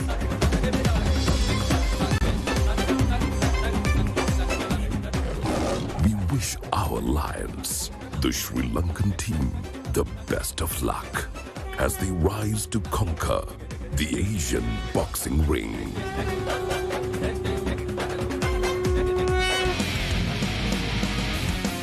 The ASBC Asian Under-22 and Youth Boxing Championships 2025, Colombo.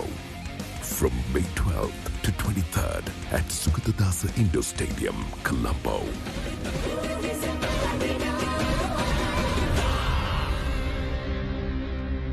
Live on PEO Sport 1 on PEO TV.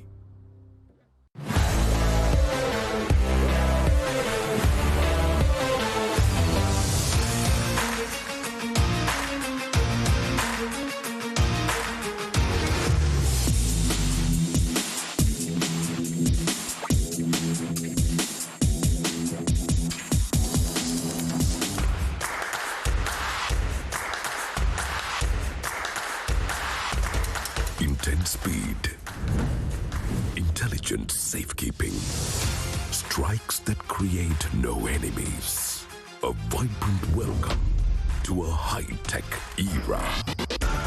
The ASBC Asian Under-22 and Youth Boxing Championships 2025, Colombo, in the land of lions, Sri Lanka.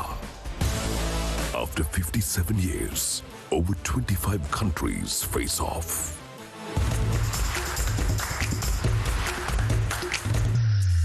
The ASBC Asian Under-22 and Youth Boxing Championships 2025, Colombo. From May 12th to 23rd at Sukatadasa Indoor Stadium, Colombo. Live on PEO Sport 1 on PEO TV.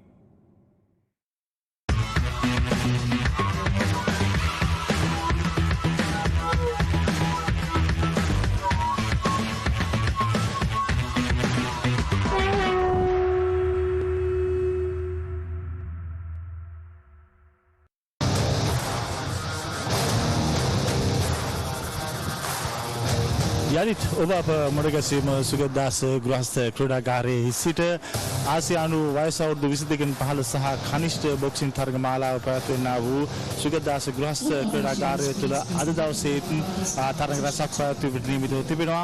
අප කෙටි විවේක කාලයකින් පසුව තවත් තරග පහක ආරම්භය තමයි දැන් සටහන් කරන්නට සූදානම් වන්නේ. අප විශේෂයෙන් සිහිපත් කරන්න කැමති ඔබට මේ තරග පහ අතර ශ්‍රී ලංකා ක්‍රීඩකයන් සහභාගී වන තරග දෙකක් තිබෙනවා.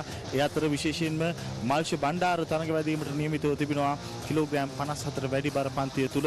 ඒ වගේම ලෝකනාදන් කජින්තන් අද දවසේදී තරග කිරීමට නියමිතව තිබෙනවා. ඒ වගේම කිලෝග්‍රෑම් 60ට වැඩි බර පන්තියේ තරගය තුල. ඒ වගේම තවත් තරග තුනක් මෙහි පැවැත්වීමට නියමිතව තිබෙනවා. මේ තරග සියල්ල නරඹන්නට ඔබට අවස්ථාව තිබෙන බව අප යලිත් සිහිපත් කරන්නට කැමතියි. ඒ වගේම PEO Sports නාලිකාව ඔස්සේ මේ සියල්ල නරඹන ඔබ සියලුම දෙනාට අප මෙහි සිදුවන සියලුම සිද්ධ ජවනිකාවන් ඔබේ නිවහනට ගෙනත් දෙන අතරේම ඔබ නිවසින් පිට සිටිනවා නම් ඔබට PEO මොබයිල් ඔස්සේ අප සමග සම්බන්ධ වෙමින් මේ සමස්ත තරඟාවලිය නරඹන්නට හැකියාව තිබෙන බවත් අප විශේෂයෙන්ම සිහිපත් කරන්නට කැමැතියි. ඒ වගේම PEO TV Facebook සහ YouTube නාලිකාව ඔස්සේ ලෝපුරා විසිරී සිටින ඔබ සියලුම දෙනාට අප නරඹන්නට අවස්ථාව තිබෙන බව අප විශේෂයෙන් සිහිපත් කරනවා. මේ වන විටත් අති විශාල පිරිසක් විශේෂයෙන්ම අපේ Facebook සහ YouTube නාලිකාවන් ඔස්සේ මේ තරඟාවලිය නරඹමින් සිටිනවා ආසියාව පුරා විසිරී පැතිරී සිටින.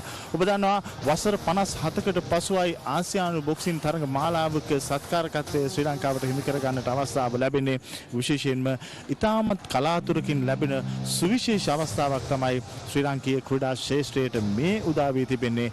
මේ වයස අවුරුදු 22කින් පහළ සහ කනිෂ්ඨ ආසියානු බොක්සින් තරඟ මාලාවේ සත්කාරකත්වය හිමි කර ගනිමින් අපි ඔබට කලින් මතක් කරා මීළඟට ආරම්භ කිරීමට නියමිතව තිබෙනා වූ තරඟ අතරතුර තරඟ දෙකක ශ්‍රී ලංකා ක්‍රීඩකින් තරඟ කරනවා. ඒ නිසා ඔබ මේ සුගතදාස ගෘහස්ත ක්‍රීඩාගාරයට ළඟා විය හැකි දුරක සිටිනවා නම් එන්න මේ තරඟ සියල්ල ඇසින්දුටු සාක්ෂිකරුවන් වී වින්දනය කරන්නට. ඒ අතරතුරේ තරඟ ආරම්භ කරන්නට සූදානම් අපි යනවා ධම්මිකව මුණ ගැහෙන්න. Thank you, Brian. Welcome back after the break. Bout number 6 just about to begin. This is Asian Under 22 and Youth Boxing Championship Colombo. It was a fascinating affair so far. 5 bouts to Sri Lankans tried their luck. Both of them, quite frankly, didn't have a good bout. The final bout for Malik Bandara ended prematurely. Bout number 6 just about to start. Wearing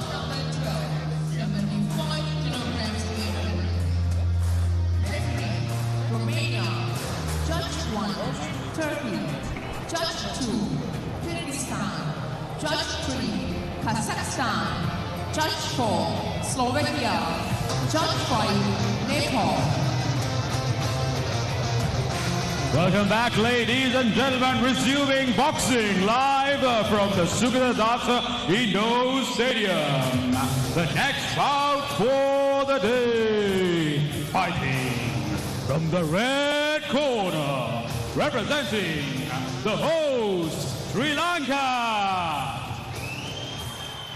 YM Hussein.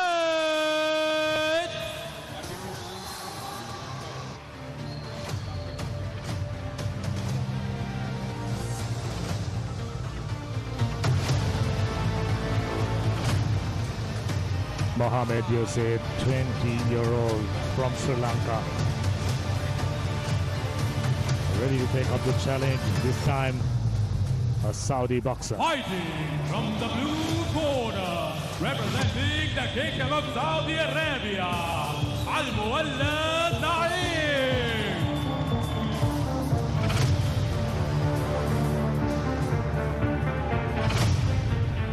Saudis had a good outing so far during the day. Although one out knife. Now he'll be in the blue corner. He's taking up the challenge to his 75 kg bout number 6 of the day.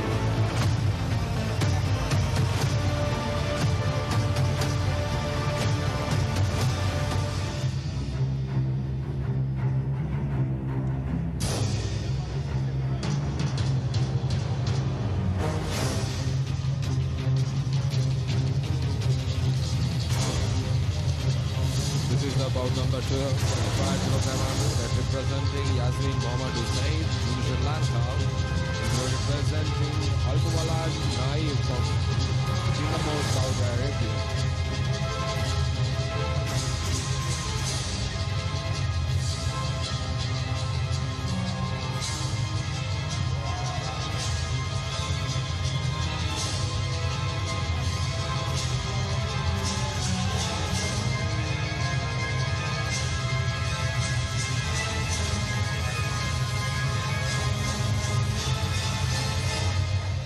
We are going to witness a great match, and Mohammad Hussein is undefeated boxer. And he fought nationals and he won. We are going to witness exciting and thrilling match now.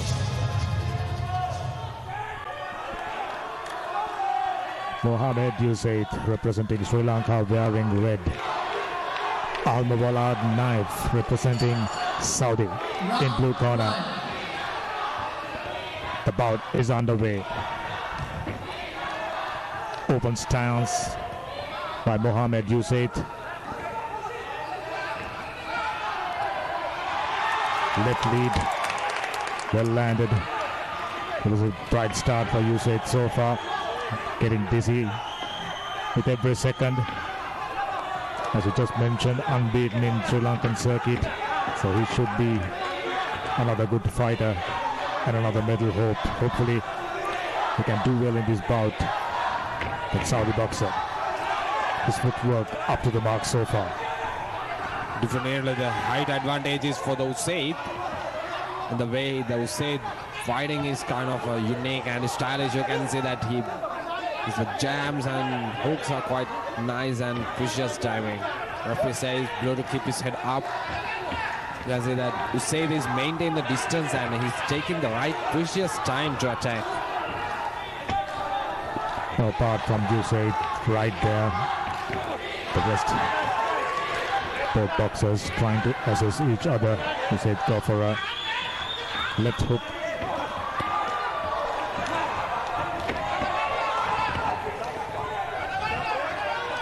Southpaw boxer, always interesting, providing that different angle.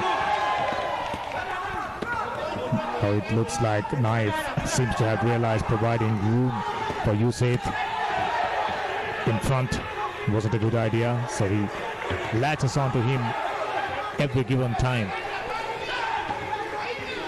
You can see that Usaid is taking the lead always and he's taking the precious time. You can see that the way he throws jams and straight punches are quite clean. The flawless timing that he has. What a wonderful boxer those Usaid is, huh? Oh, that's a hard-hitting left-hand hook from blue to red. Methodology pretty simple for Usaid. Move to either side and get enough room to land that powerful left hook. Southpaw fighter. We got nice backing away now. Kingdom of Saudi Arabian fighter Knife, realizing during the exchanges he's done nothing so far. Once again, comparatively better round for Usaid so far. Knife is also a good boxer. He's didn't let any times for an easy attack. You can see that the way he blocked himself is quite nice. It's a quite powerful left arm. You can see the way he throws left arm jams is quite nice. Usaid managed to avoid them. That's a great boxing match. I invite all of you guys watching this by staying home, come to feel this heat in the eyes of the arena.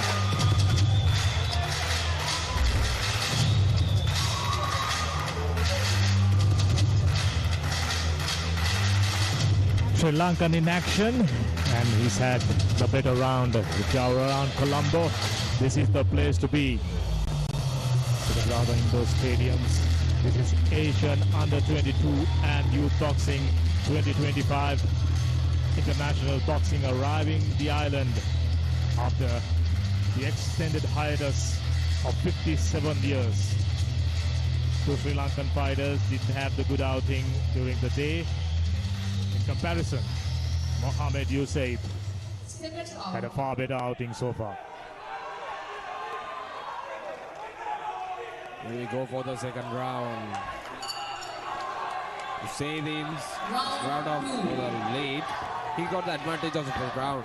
And he took the first place in the round. You can see that Usaid is a good boxer. He takes the lead and throws a right arm jam right into the Knife's face. Oh, that's a hard combination from Usaid. Knife failed to avoid them. He got pressured. Now Usaid put the heavy pressure on Knife.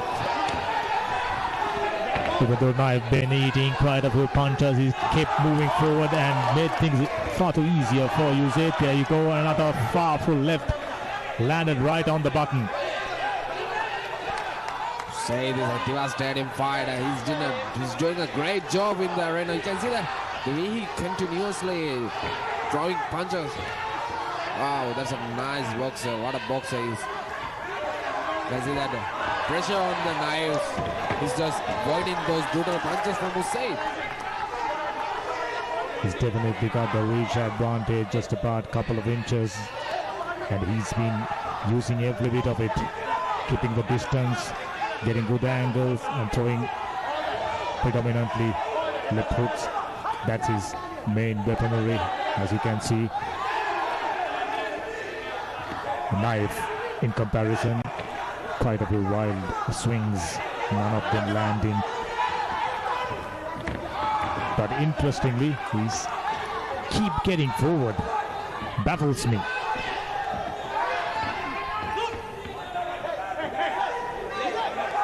I have to say his knife should keep his head up.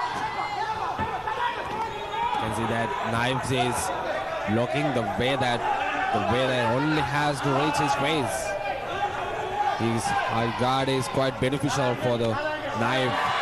Musaid is kind of quite good fighter. You can see that the way that he reached the body shots and the way that he continuously throwing punch. It's quite nice, quite clean.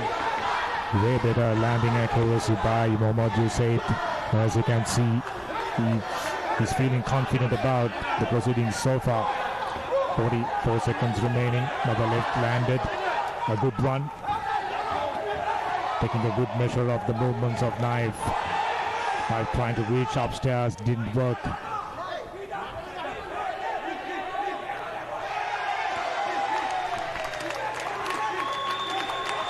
That is a quite hard left hand hook from knife to Said.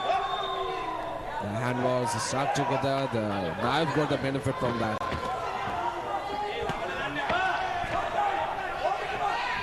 Very clever boxer, Usaid. He knows how to seize the moment when his opponent taking his guard down, approaching relentlessly. He's been getting that left hook. Another one landed right at the end of the second round. A very good run, quite clearly, for the Sri Lankan Mohammad Usaid. This is not an easy match. Both fighters look intensive fighters. They're doing a great job in the ring. You can see both fighters exhausting. Usaid did a great job, and both fighters look intensive. There you go. His reach. That's the advantage. And his left hook. Delivering it from the distance. Made things way too tough for the Saudi boxer. He seems to be wondering, how am I get close to this young man and deliver a few punches? He has to enter the fire zone, but whenever he does that, Usaid is ready with his powerful left hook and from time to time right jab, working productively.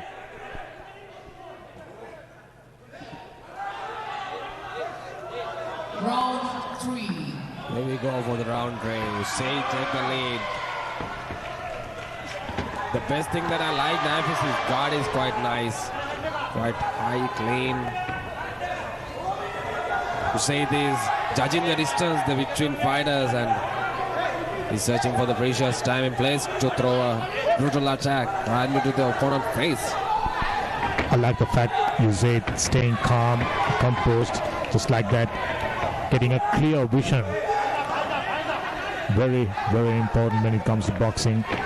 Your mind and body must work in coordination. The experts call it the body chess. Okay, so taking a little bit of a breather now after swinging relentlessly for a longer period. Usaid seems to have, ending his tank. Oh, couple of powerful left. That is a nice combination from Usaid to knife. Usaid did a great job there. He throws a non-stoppable combinations. That has a flawless technique inside of that combination. That combination has failed to manage by knife. Usaid growing in confidence as every minute passed by. Move to the side, and he prefers to move that left press and get his powerful left jab landing just like that. Nice uppercut landed there for the Sri Lankan Mohammad Usaid. As you said, Gambika, you're right. Usaid is kind of confident fighter in this ring. Another uppercut landed. He's been varying his punches now. That's what you can do in a game of boxing. You saw previous bout, Sri Lankan had no answers, absolutely. Even though he's trying to be a little more enterprising, knife. Usaid not giving him an inch. Knife is also trying to reach him. That was unfair. The referee says just the knife down, just for paying and just throws a punch. Knife is kind of aggressive fighter. Usaid is a calm, confident fighter. You can see the difference between them. The way that Usaid fight, his bounce and the rhythm of his boxing is quite clean, quite perfect.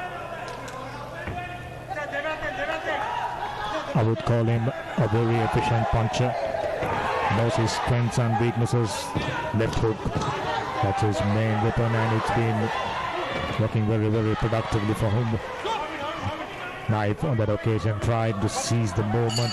He saw that Knife is taking a little bit of a breather, immediately trying to pounce on, but Usaid had the presence of mind to counter that. All in all, Usaid should be in front, but boxing, refereeing, judging beyond our comprehension.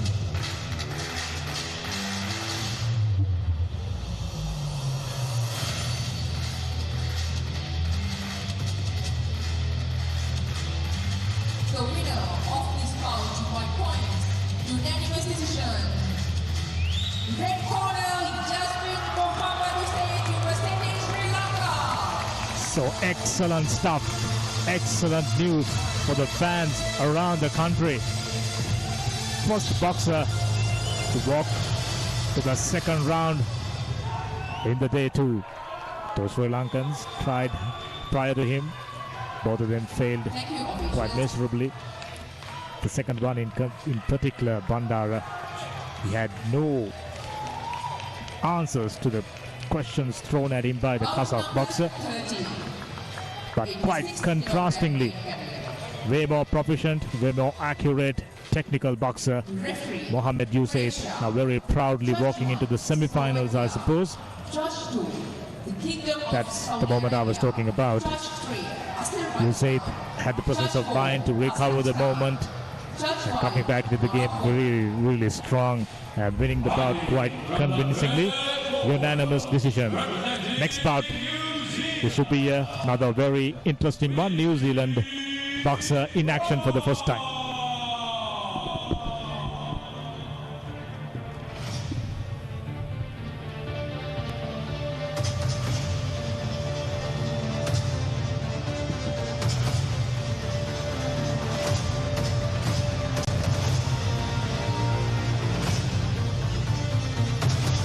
This bout is going to be quite special. It's under 86 kilograms.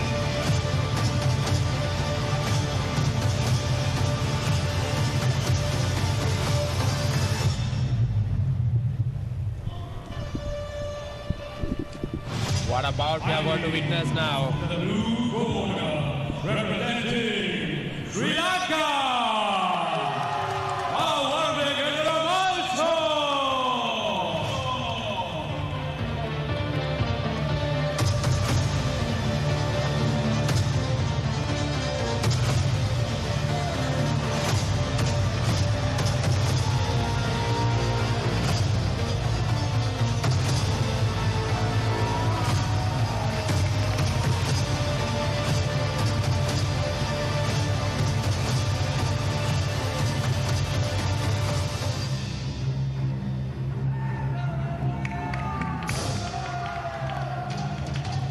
Bout number 13 under weight category 86 kilogram, representing Vinay Roman from New Zealand and blue representing Banjara Valau Arambaketana Malch, Sri Lanka.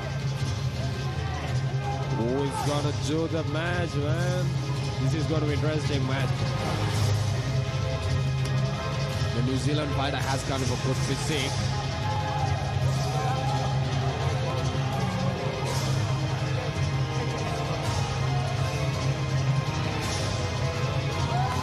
You can immediately see the size difference between the two fighters. The man in red is a big build, but boxing's a different kind of sport.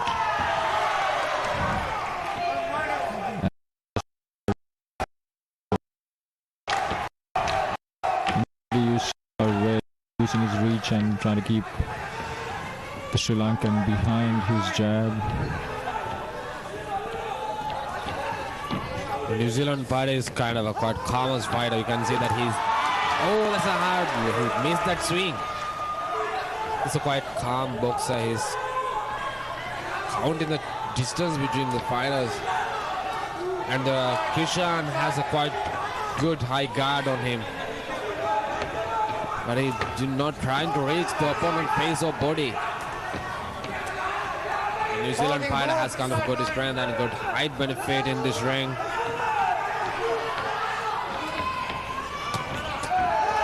That's a nice left hand, nice body shot from Roman to Keshan. Roman is kind of powerfully left-handed hook. You can see that the way he boxes is quite nice. He reaches the Keshan's body. Oh, that's a hard combination from Roman to Keshan. Keshan is keeping a high guard. He's trying to get close to the opponent, but Roman keeps him away from him. Oh, that's a hard, nice hook from at blow. Hard one too.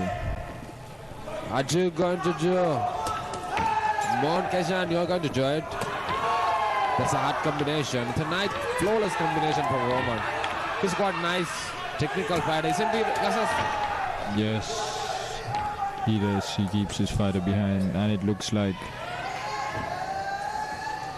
he's walking down the man in blue. Nice left hand hook from the right into the belly of Keshan. He gets one for the open glove, the man in red. Roman is doing a good job, and Keshan is always trying to find a way to try this hurt his opponent. Thing is that Keshan is quite powerful puncher, but the Roman is quite technical fighter. You can see that he's maintaining his pace and his speed and rhythm of his punch. Definitely that Keshan can beat Roman, don't you think? Well, let's see how the fight goes. We are hoping that Keshan from Sri Lanka will... It's not going to be easy because that flawless combination of Roman... Oh, that's hard. That's a count. Hard combination from Roman to Keshan. That must be really painful to Roman. Keshan. It's exciting round number one. That jab from the man in red snapped the head back of the man in blue.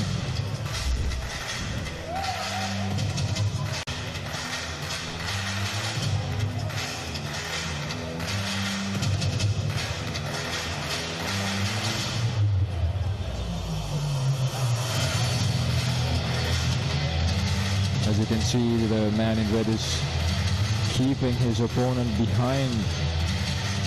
You can see that Keshan's power is in their hand. He's always keeping high guard because of to avoid those combination from Roman. And it's quite nice round. And both fighters look really good. Seconds out, please. Seconds out. Please. We go for the second round. And it's the second round. And once again, the longer and taller man in red is keeping his opponent behind his reach. The way Keshan box is keeping his guard up and in the right hand punch. See, he's not giving any force to the opponent. The thing is wrong is playing talented and weak, then he's always just Keshan by a hook. One.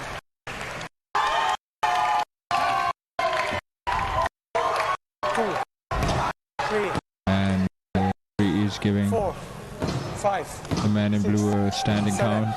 8. Box! So hurried jam from red to blue. And the towel was thrown in by the coach of Sri Lanka. Decided to stop the match and abandon. Abandon, red winner.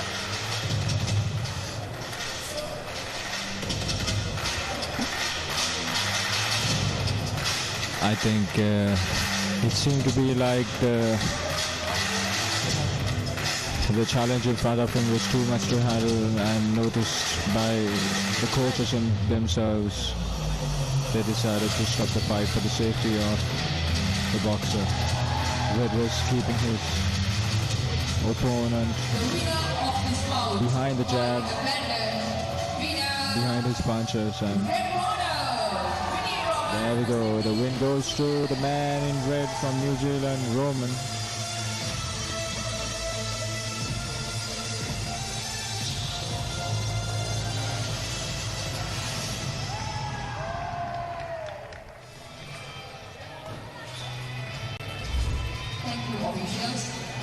Great effort from the Sri Lankan boxer, and it's experience. I see that Roman's techniques and combination is quite nice and clean. That is why that Kishan is unable to manage them. Kishan fight really well actually. The thing is, Roman is a quite talented boxer. Rodrigo, next we have an interesting bout, a women's bout. Sri Lanka versus India. Yesterday, Nancy had a victory.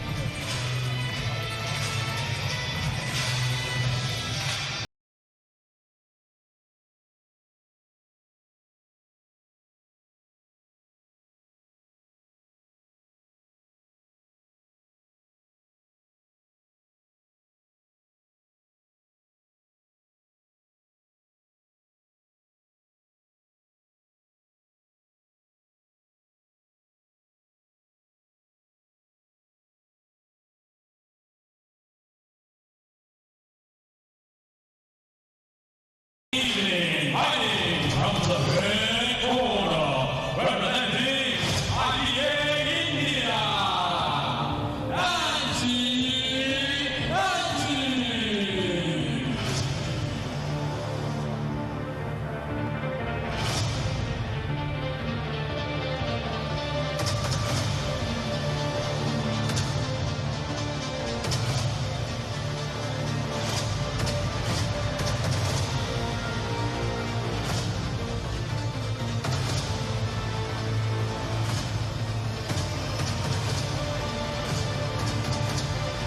This is the first female match for today. Going to do a quite good run. Fighting from the blue corner, representing Sri Lanka,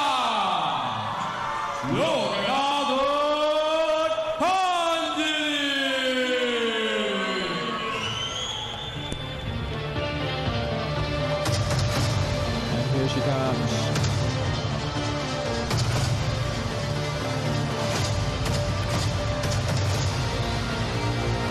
Loganathan Kajantini from Sri Lanka at the age of 19, representing our country for this anticipated bout, fighting under 57 kilograms, featherweight.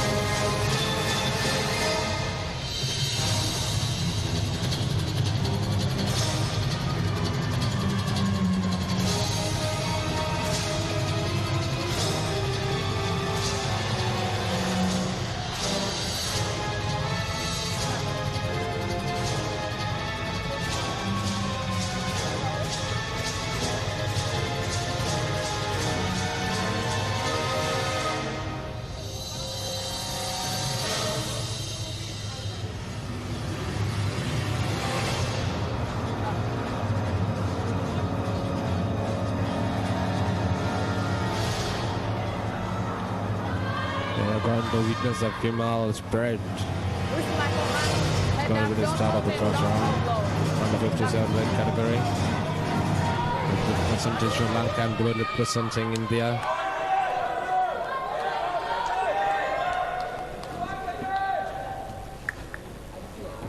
In yesterday match that had India versus Sri Lanka was at another level. Let's see that's gone in this match.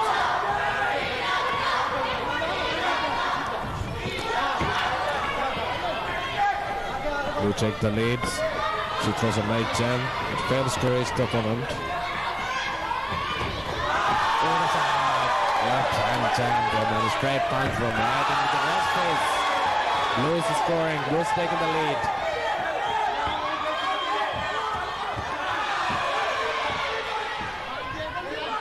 Quite good start for Sri Lanka, isn't it, Rodrigo? Yes, it is. Yeah, there were some good punches in from Sri Lanka. She's doing a great job, you know. Sri Lanka is taking the lead and she's doing a great work there. You can see that the way she's taking the lead and throwing those punches is quite nice. Yes, and they're reaching and they're landing. Leaning forward and throwing the combination of counter punches and uppercuts is quite clean. Ooh, that's a hard punch from Red Blue. It's a great start for Sri Lanka right now. She's doing really well, Loganathan. Red Boxer is now also not going to give his match. He's also batting really well.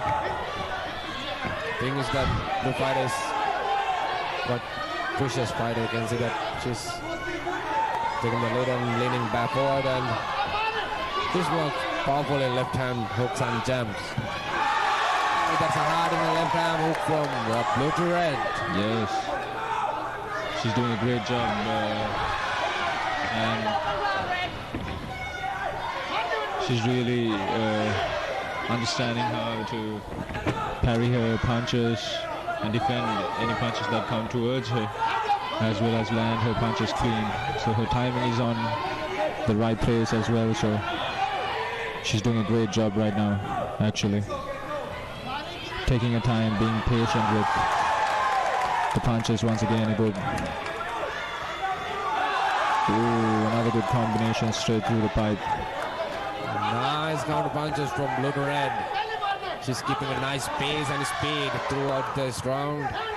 You can see that way that she's throwing straight punches quite clean. The Red Boxer is quite... don't know how to manage those punches from Blue fighter. Oh, now Red is taking the step a little bit forward and being a little bit more aggressive.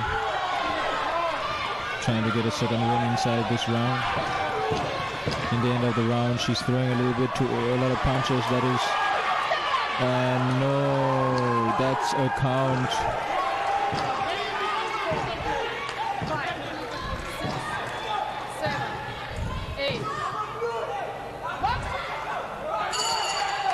And that's the end of the first round.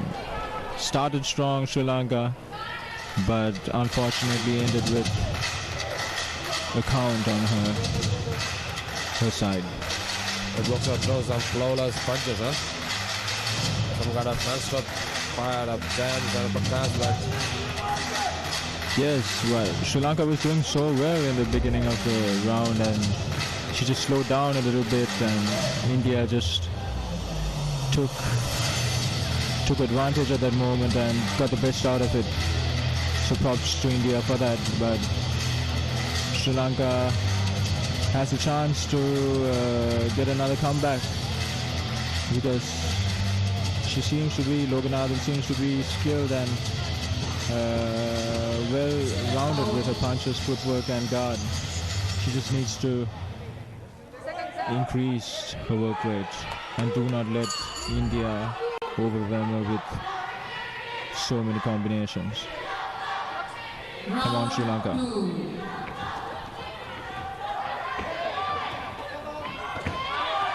The boxer is doing quite good job there.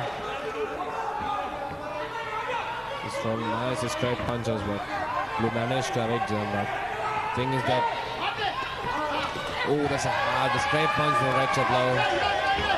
It is quite a nice little combination. She's throwing jams and quite straight punches.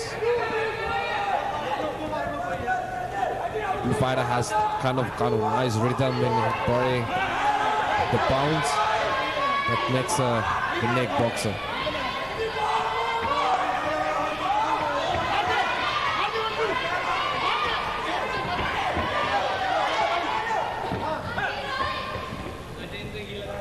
Both fighters throwing jams and punches. It's a right hand hook from to blow. Was backhand landed and referee says that no close for the backhand. Both fighters look kind of exhausted this moment, just throwing punches, not judging the distance between the opponent and the fighter.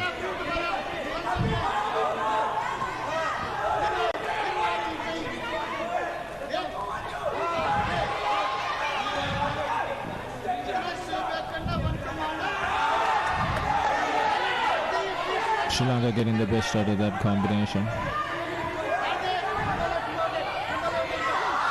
And that's another good straight punch landed from Sri Lanka.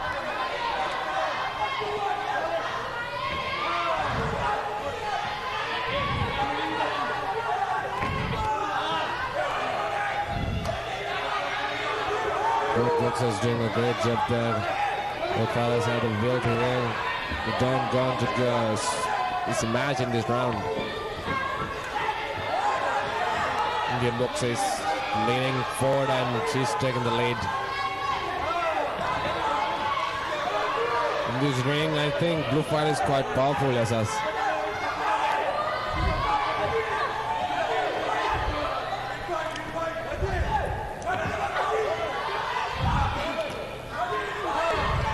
Couple of punches missed, but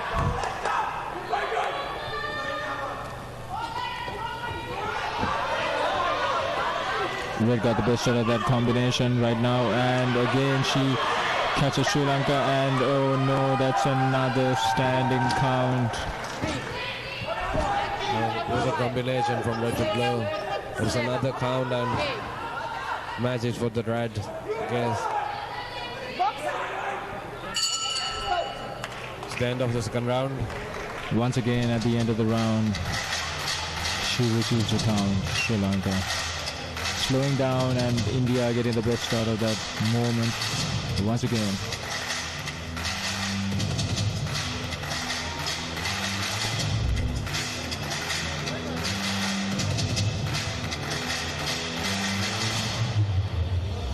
Blue fighter took the first round on her hand, but in this round, red fighter took chance to win by cornering her opponent into the ringside and throwing nice combination of brutal non-mercy punches. You see that? As you can see, India is not choosing to sit down. Second out. Maybe to make a statement that she's here to win. Round 2. It's the third and final round.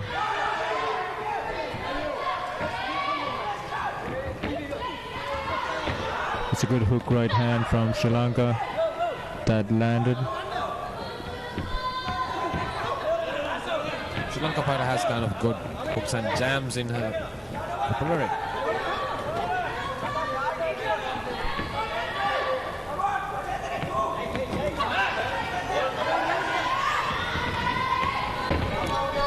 Loganathan has walked in with heart to finish her fight strong, and she's giving her best. I like the way that red boxer quite taking backward steps and quite nice footworks, and that make them avoid those punches from blue. Blue fighter is not showing much kind of quite transition through this ring match. The red boxer are showing some nice transitions along the way.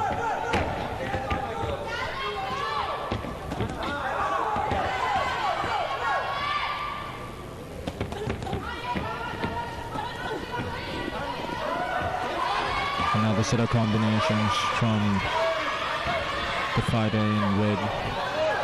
And that's another count from red to blue. And this does not seem promising for the Sri Lankan fighter, and the fight is over. The referee stops the fight and the victory goes to Sri Lanka, TKO. It's kind of not good for the Sri Lankan fighters, huh? Yesterday the Sri Lankan fighters fought pretty well. Yeah, she did start well, but she couldn't hold her pace till the end of each round, and is right at the end of the round she fell short, getting caught with too many combinations. But when it came to every round, at the beginning of every round, she always came in strong and active. By referees from the contest, winner, red corner, Nancy representing IBA India. Nancy who gets her hand raised at the end of this bout.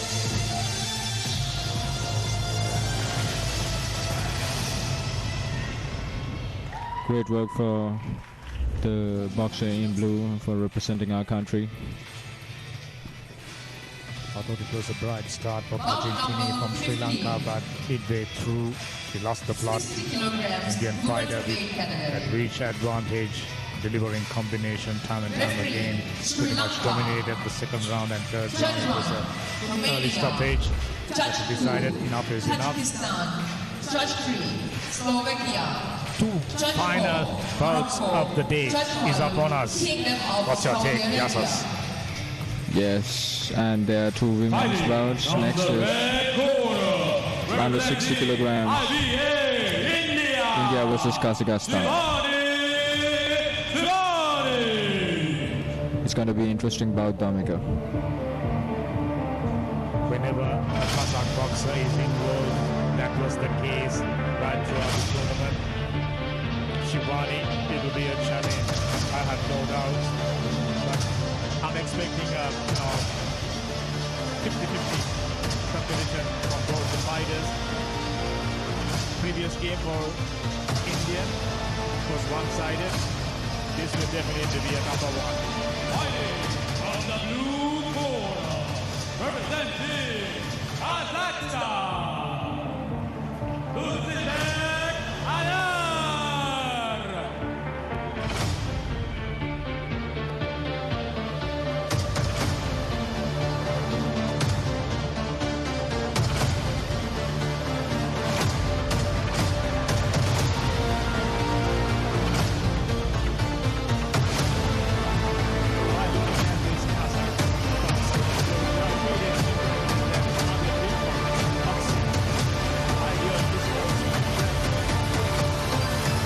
Excellent upper body strength.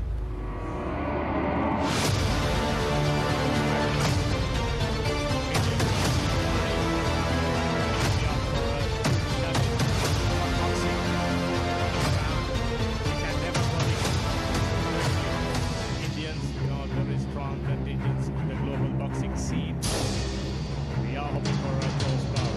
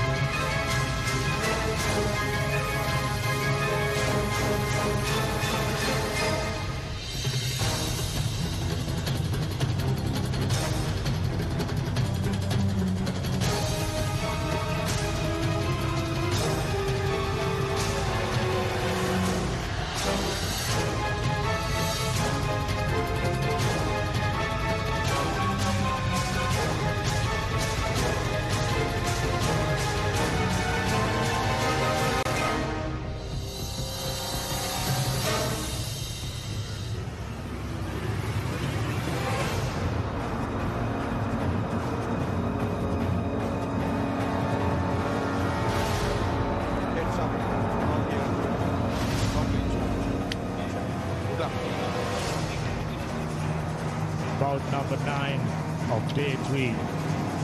Well and truly underway. Indian taking on Kazakh boxer Shibani. In the red corner, Anna from Kazakhstan. In the blue corner, both the boxers looking to get busy. First touches for Shibani. Gives me an indication that she prefers to go upstairs most of the time.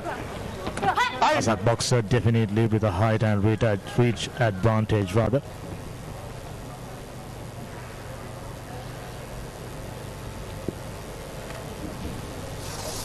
The headgear was not properly buckled up.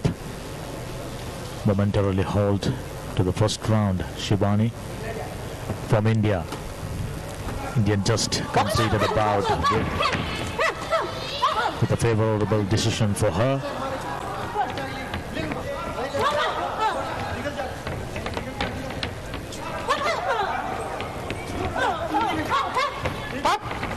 Great combination from the woman in blue. Living up to her style, pressure fighter, stepping forward. Great footwork. And at the same time, looks like she prefers to go upstairs instead of working the body out with the height advantage, getting the blows over the top. We saw that previous combination. Just like that, touches and moves forward. It's pressure from these Kazakhs. Full pressure, and if you give them any room to give them space to walk forward, it's hard to get out of it. Good left landed for Anna during the previous exchanges. Shibani failing to get her work rate up. Great 1-2 and great straight punches from the lady from the girl in blue from Kazakhstan. Anna. She's really landing that jab and she's really landing that straight 1-2. Good right landed for Shibani. Tries to go over the top. Anna, she's the one pressing the issue on the front foot, just like that, constantly moving forward. She just has great timing, you know, every time Shibani throws a punch, she times it with the punch and she shoots her own straight punch through the pipe. So she's got her counters and her offense also in the right place. Anna from Kazakhstan. With no opponent pressing forward just like that. You need good counters. A good one landed for Shibani. Another one. Then came Anna with that powerful right. That one to the side of the head. Wasn't counted.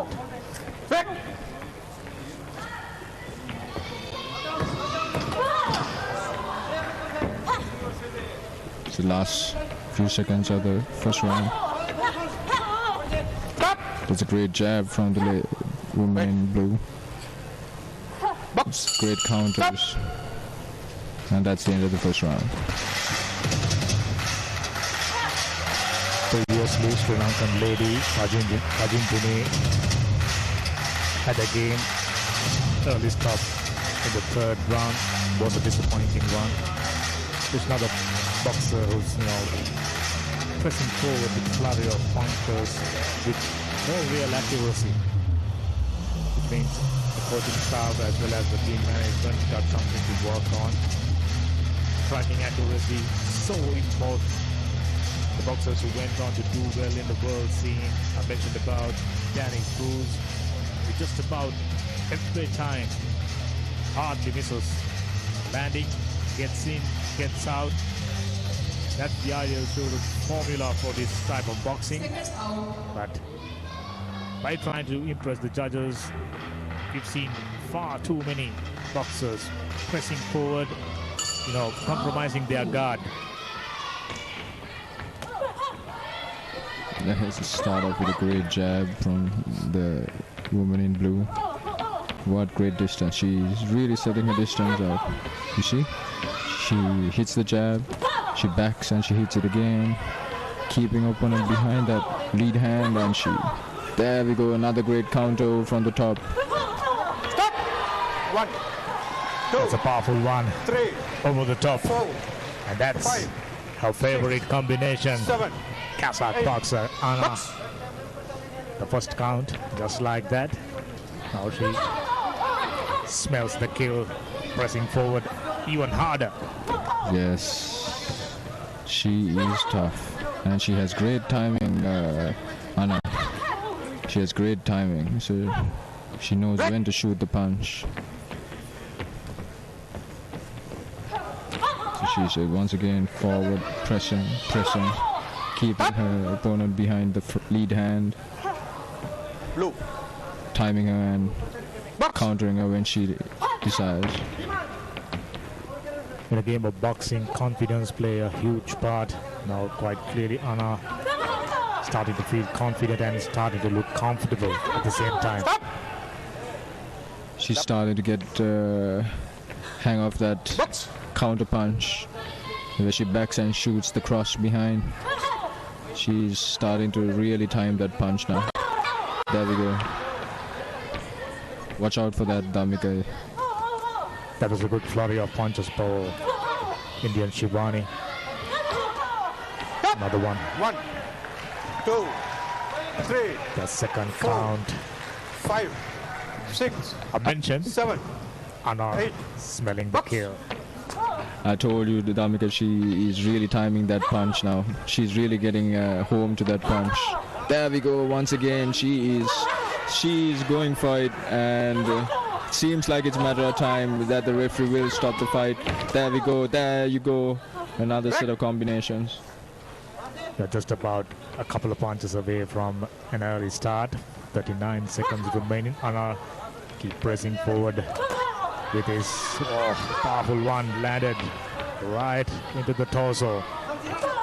Another one. Can she take this type of beating any longer? She's breathing hard. India is breathing hard from her mouth.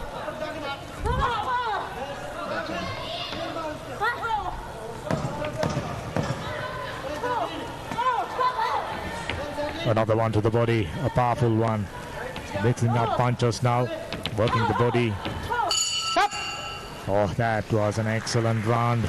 Wow, Damika, actually this Anna from Kazakhstan, she is boxing so well right now. It's seldom you see a girl do so well. Her balance, her physique, her power, everything is in tune. And as you can see, the girl from India, she has lost her breath in her corner right now. There you go. One after the other.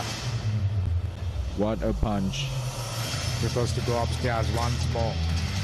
And another swing, and from time to time we are starting to see a bit of a counter here and there, but nothing convincing, nothing productive. This is Asian Under-22 Youth Boxing Championship Colombo 2025. Last pictures available to you on PEO Sports, SLT Mobitel, PEO TV channel 150, and on HD format, channel number 313. And it's the beginning of the third round. And Anna starts and sets her pace with the jab. Oh, sneaking in that body shot as Red tries to shoot a combination. After the completion of previous round, I'm starting to wonder what sort of advices are coming from the coach and the second. Anna is just so talented, and best of it all, she's a switch hitter. She switches from southpaw to orthodox, so it's very rare you see. And there she is at southpaw now. The advice probably to get your work rate up. One landed to the body, and just a moment ago she had a flurry of punches and landed just about a couple.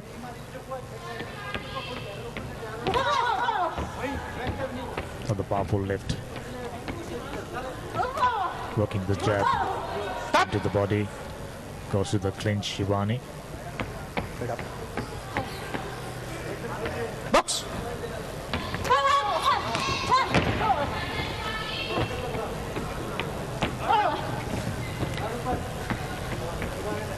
circling around. That's how she gets the right angle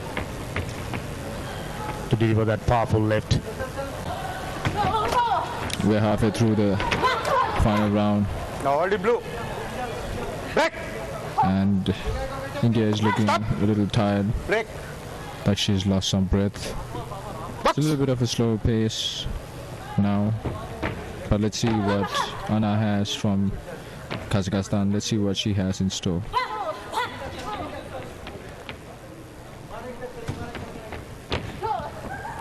Comparatively better round for Shivani. Just as I mentioned,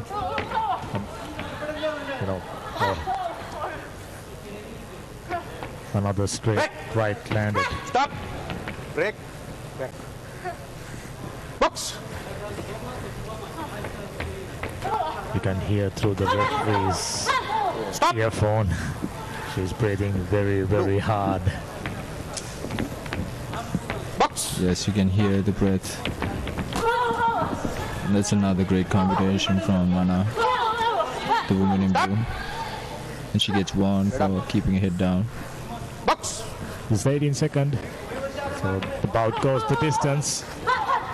Whichever the case, should be another one-sided affair. 9 seconds remaining. She needed a very big third round, Shivani, if she stand any chance of bagging this bout. First 2 rounds, Anna done more than enough. That's great work from both women, Anna and Shivani. But it seemed to be a one-sided bout in favor for the woman in blue from Kazakhstan, Anna.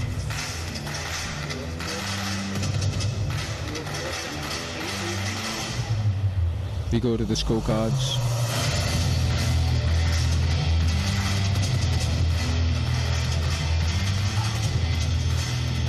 The winner of this bout by points, unanimous decision, winner,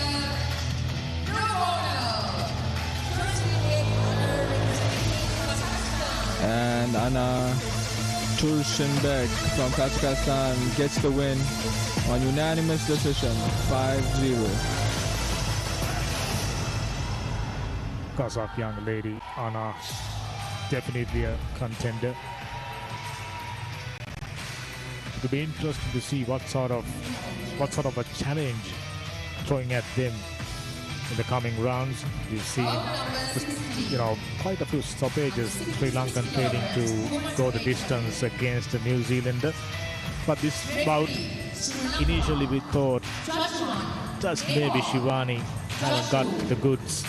But I thought by completing the round, staying up right against a very strong puncher like Anna, must be a nice feeling. Gives yourself a great deal of confidence. Representing Kazakhstan,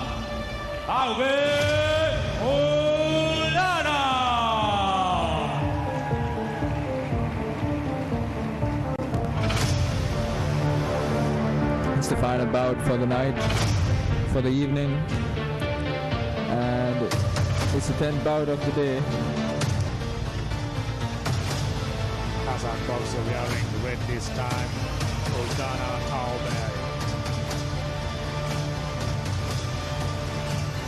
She's looking like she's in great shape. Absolutely, I was about to say that you taken that one out of my mouth.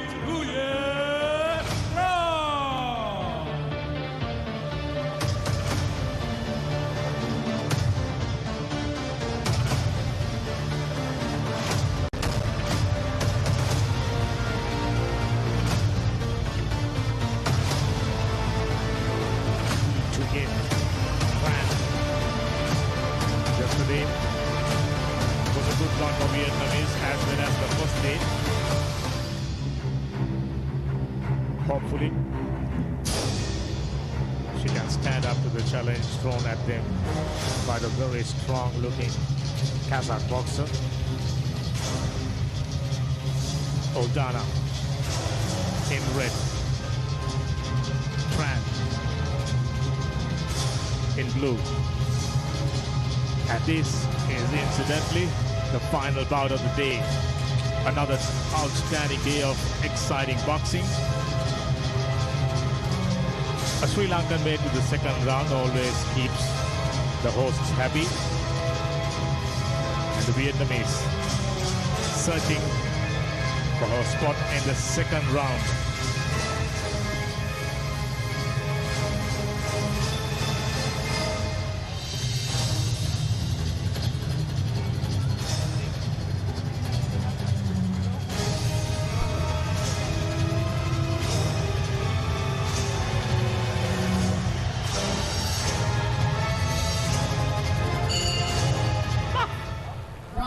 And here we go, the beginning of the first round.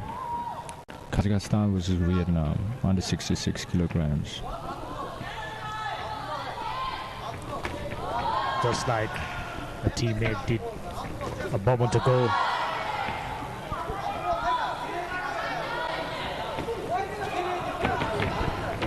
Once again, behind that jab, she starts, the woman in red from Kazakhstan, keeping opponent behind that jab, pushing her opponent back. She looks really good. She looks really explosive, and she has a fast twitch to her punches. Even exchanges during the first round, though Luldana pressing ahead just like her teammate did just a moment ago. Good one landed for the Vietnamese girl, Tran. She got it. It was from Vietnamese girl wearing blue. Surprise, surprise.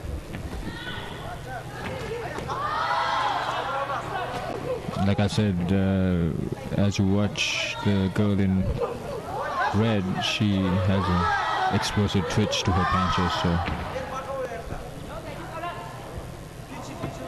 right before the start of the bout, I mentioned Vietnamese had a good tournament so far.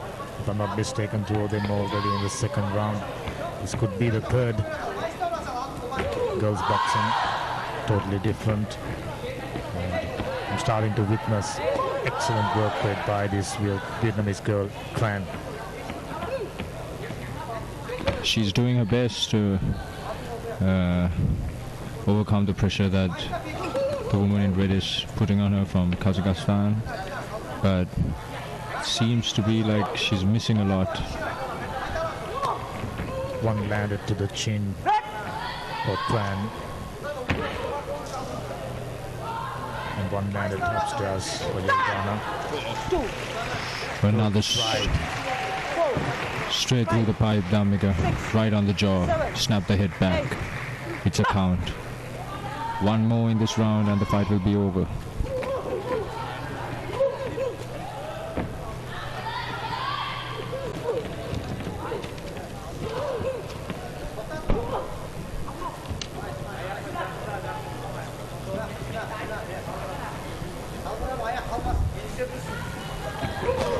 Now, both the fighters had a count, even exchanges, good first round.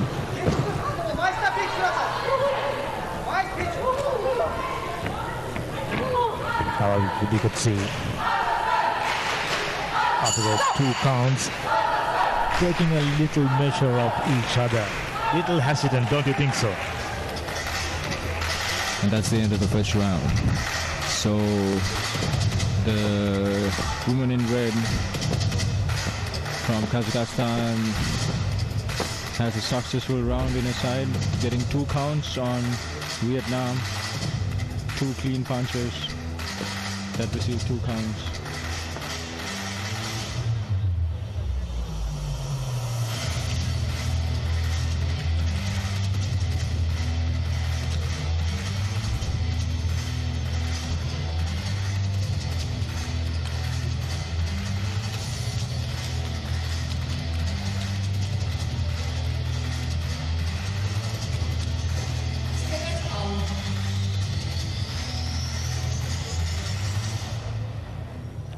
I always enjoy, close bouts, as we all, as boxing lovers, one-sided affairs never really, entertaining. But this is definitely living up to the expectation. Yildana, as usual, pressing ahead, and Tran trying to sneak through a few punches. One landed there quite clearly, right to the jaw. But just Red is just so strong, and she takes the punch so well. Vietnam starting strong this round. She does the same during the first round. Just as you mentioned, hardly flinched, taken that one. Really nicely. That's a straight punch right to the jaw once again, and it might be lost hope for a fight in Vietnam. Okay, she gives another chance. So that's the third count for Vietnam in this fight. And yes, that is the end of the bout, as it's 4 counts. 7, 8, box stop. Promising start, disappointing end, isn't it? The Kazakhstan's timing was on point, and from the beginning of the first 3 minutes, she knew what to do. I'm starting to wonder what the thought process takes inside once you're taken your opponent to a count and ending the same bout in the second round. That's a quite steep. That's actually such a hard thing to do, in amateur boxing with the gloves that you possess, because we have such big gloves. To be able to do that, it takes so much precision, so she's so skilled. Yet another very skillful boxer, Yildana. And the Watch out, she's coming. And the final event ended with a blast, with a knockout. So, what a great way to end the day. We had everything, just about everything right throughout the day. Abandoned games, early finishes, and in between, outstanding fights. As a boxer getting busy after that count. There you go. One after the other, combination after combination, winning it quite convincingly. So that's the end of the bout. We have Priyal Veerasinghe alongside the ring.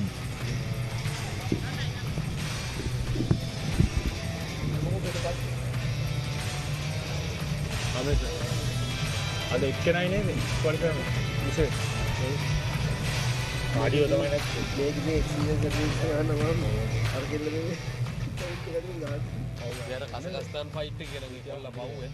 Support dancer හොඳලාට ඒක බණ්ඩන් කරේ නැත්තම් කනවා රජකයන්. කරන්නේ දෙන්න එක. Kazakhstan කොල්ල ගා. ඉතින් මං අහන්නේ ඉතින්. ඒක පොඩි එකක දිවිලා අරුගේ පන්සල මේට් එක තමයි මසල් මාසේ කොල්ල දෙක. මුගේ මසල් මාසේ අපේ මේ මසල් මාසේ දෙක වෙනවා. ඒ කියන්නේ ඊට හාල්ඩ් එකක්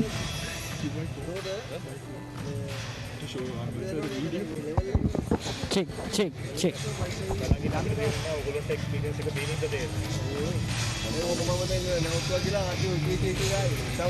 වයස අවුරුදු 22කින් පහළ සහ කනිෂ්ඨ ආසියානු බොක්සින් තරගමාලාවේ 3 වන දිනේ තරග කටයුතු අපේසේ නිමාවට පත් කරන්නේ අතිශය උද්වේගකර තරග 10ක් අද දවසේ පැවැත්වුණා.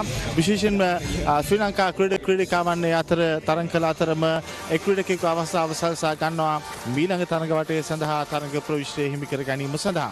අප විශේෂයෙන් ඔබට සිහිපත් කරනවා අද දවසේදී මේ පැවැත්වුණු උද්වේගකර තරග වගේම හෙට දවසේ අතිශය උණුසුම් තරග රසක් දැක බලා ගැනීමේ අවස්ථාව ඔබට තිබෙනවා. අපි PEO Sports ඔස්සේ ඔබට මේ තරග සියල්ලේ උණුසුම ගෙන එන අතරතුරේ අප යලිත් ඔබට ආරාධනා කරනවා විශේෂයෙන්ම ශ්‍රී ලංකා ක්‍රීඩකයන් 33 දෙනෙකු ඉතිහාසයේ වැඩිම මෙවන් කනිෂ්ඨ තරග මාලාවක තරග කරන ක්‍රීඩකයන් ප්‍රමාණය මේ තරග මාලාව තුළ ක්‍රීඩා කරන නිසා ඔබ මේ සුගතදාස ගෘහස්ත ක්‍රීඩාගාරයට ළඟා විය හැකි දුරක සිටිනවා නම් එන්න මේ ක්‍රීඩාගාරයට නොමිලේ ඔබට තරඟ නැරඹීම සඳහා අවස්ථාව ලබා දී තිබෙනවා. ඔබ මේ සමස්ත තරඟමාලාව වයස අවුරුදු 22න් පහළ සහ කනිෂ්ඨ තරඟමාලාව ශ්‍රී ලංකාවට ආසියානු මට්ටම තුළ වසර 57කට පසු සත්කාරකත්වයේ ලැබෙන අවස්ථාවක්. එයත් සුවිශේෂයි.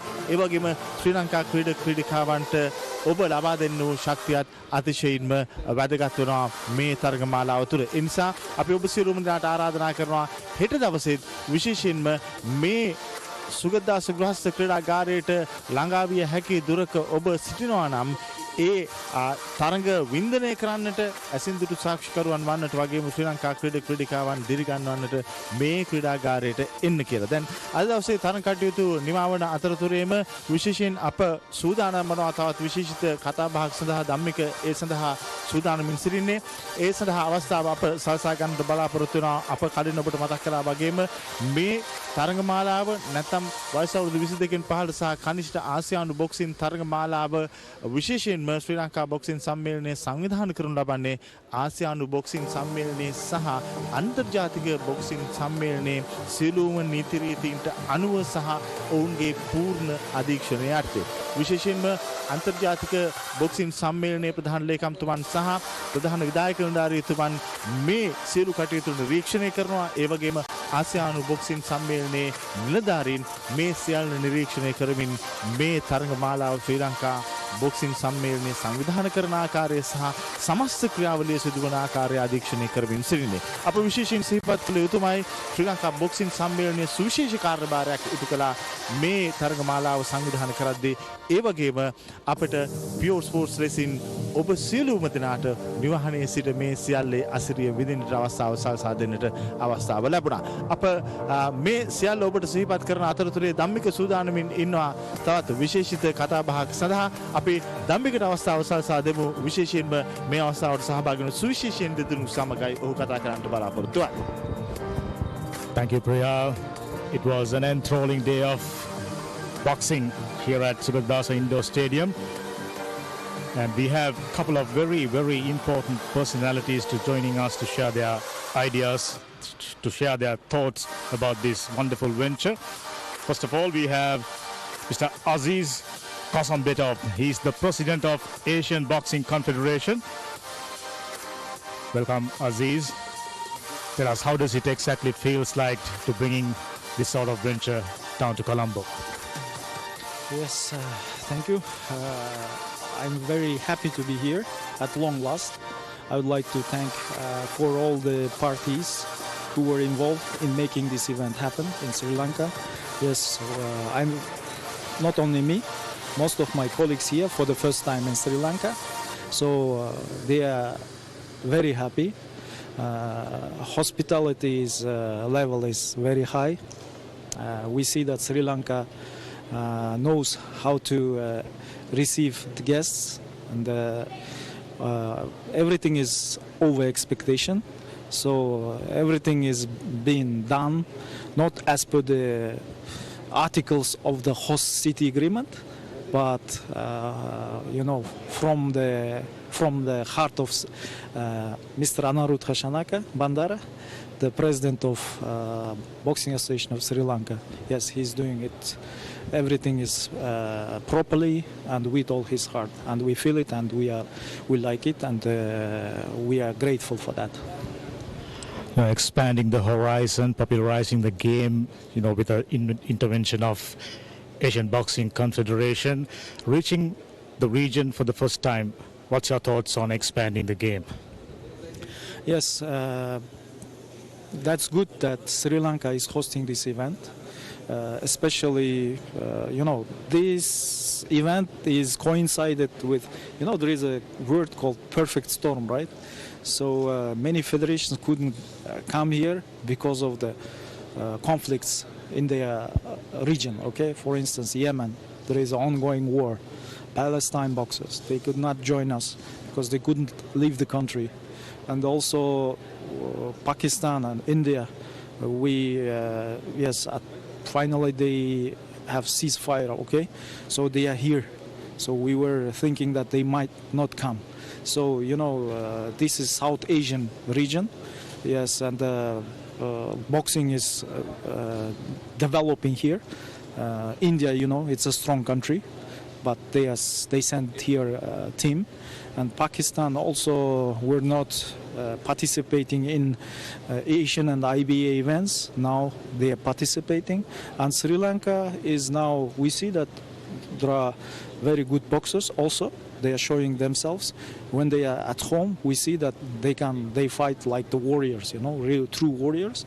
And we see that if small support, these guys will reach the top level, okay, international level. So we are very glad to organize this championship in this area. Last edition of this championship was held in Central Asia, in Kazakhstan, and here it's in South Asia. Now here many vice presidents, presidents of the federations are here. They are also showing interest to host this event in their countries next year. So everything is on a high level. Venue, ring, lighting system, even media. We for the first time see PEO Sports, and we see that you are very serious organization, channel, right? So sports organization. So we are grateful. These boxers, they represent the future of Asia. How excited are you, having seen the skills, the tenaciousness, and the technique of these boxers on display? So everybody should admit now that Asia is the strongest confederation of IBA, within IBA, okay, International Boxing Association. Last Olympics showed it. Last World Championships are proving it. So in our continent we have strong countries like Kazakhstan, Uzbekistan, India, who are leading countries in the world. So everybody admits. But now we see that boxers are, improving, showing very good level of boxing, and we are happy, and we don't want to stop on this. We want to reach the next level. So I think Asia is the future of boxing. How happy you were about the arrangements, Sri Lankans, arranging a tournament of this scale? Never, one set of challenges to face. I thought the Association for Sri Lanka has done a fantastic job. Yes, I want to extend on behalf of Asian Boxing Confederation, firstly to the Ministry of Sport, and then Boxing Association of Sri Lanka. So my friends, Mr. Anaru Shanaka, President, and Mr. Taranga Pereira, Secretary General. These guys are new in the federation, but they are working like, they've been here for a long time. So very experienced. Mr. Anarutha, we were in touch with him on the phone. There were sometimes possibility that this championship might be postponed, but he showed bravery. Yes, and he did all his best. What I understood, he keeps his word. So what myself value in people, that if they keep their word, yes, it's possible to work with such person. So congratulations, you have a good leader in the Boxing Association of Sri Lanka. After this championship, I'm sure the boxing level of Sri Lanka will grow bigger, and I hope in the coming Asian Games or Asian Championships, IBA events or Olympic Games, we will see more Sri Lankan boxers. But that's the whole point. Thank you so much for your valuable time to share your valuable thoughts. That's Mr. Aziz Kasambetov, the President of Asian Boxing Confederation.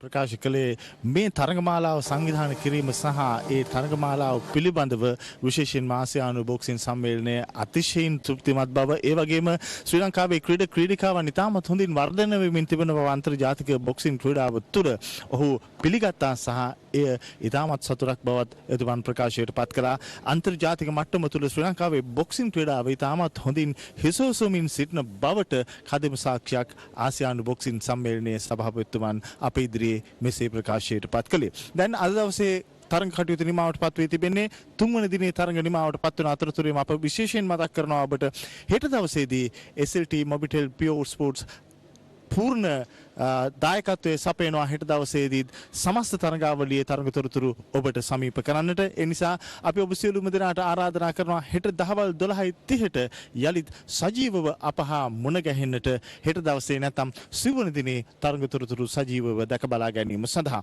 ඒ අතරතුරම අප ඔබ සියලුම දෙනාට දැන් ආරාධනා කරනවා අද දවසේ උදෑසන සිට පැවතුණු තරඟවල විශේෂ අවස්ථාවන් නරඹන්නට. ඒ සඳහා ඔබට ආරාධනා කරමිනුයි අප සුගතදාස ගෘහස්ත ක්‍රීඩාගාරයේ සිට සමුගන්නේ හෙට දහවල් 12:30ට සජීවව යලිත් ඔබව මුණ ගැසීමේ බලාපොරොත්තු වෙන්න.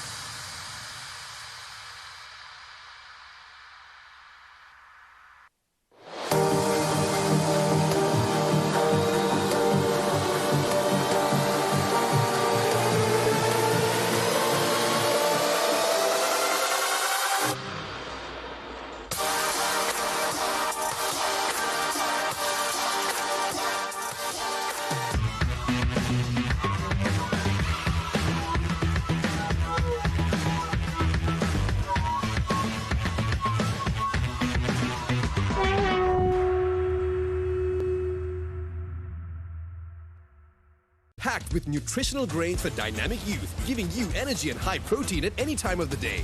Malaban Nutrafix cereal bars, the energy style for the youth lifestyle.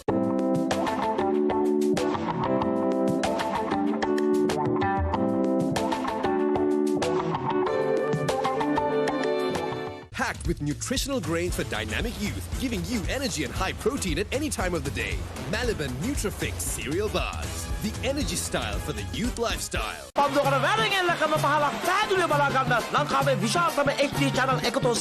TV, the best on demand entertainment. Packed with nutritional grains for dynamic youth, giving you energy and high protein at any time of the day. Malaban Nutrafix cereal bars, the energy style for the youth lifestyle. ආදරය සෙනෙහස සොයා යන පවුලේ සැමට එකට සිට නැරඹිය හැකි චිත්‍රපටයක්. වසරේ අත්හලනු හැකි සිනමා නිර්මාණය.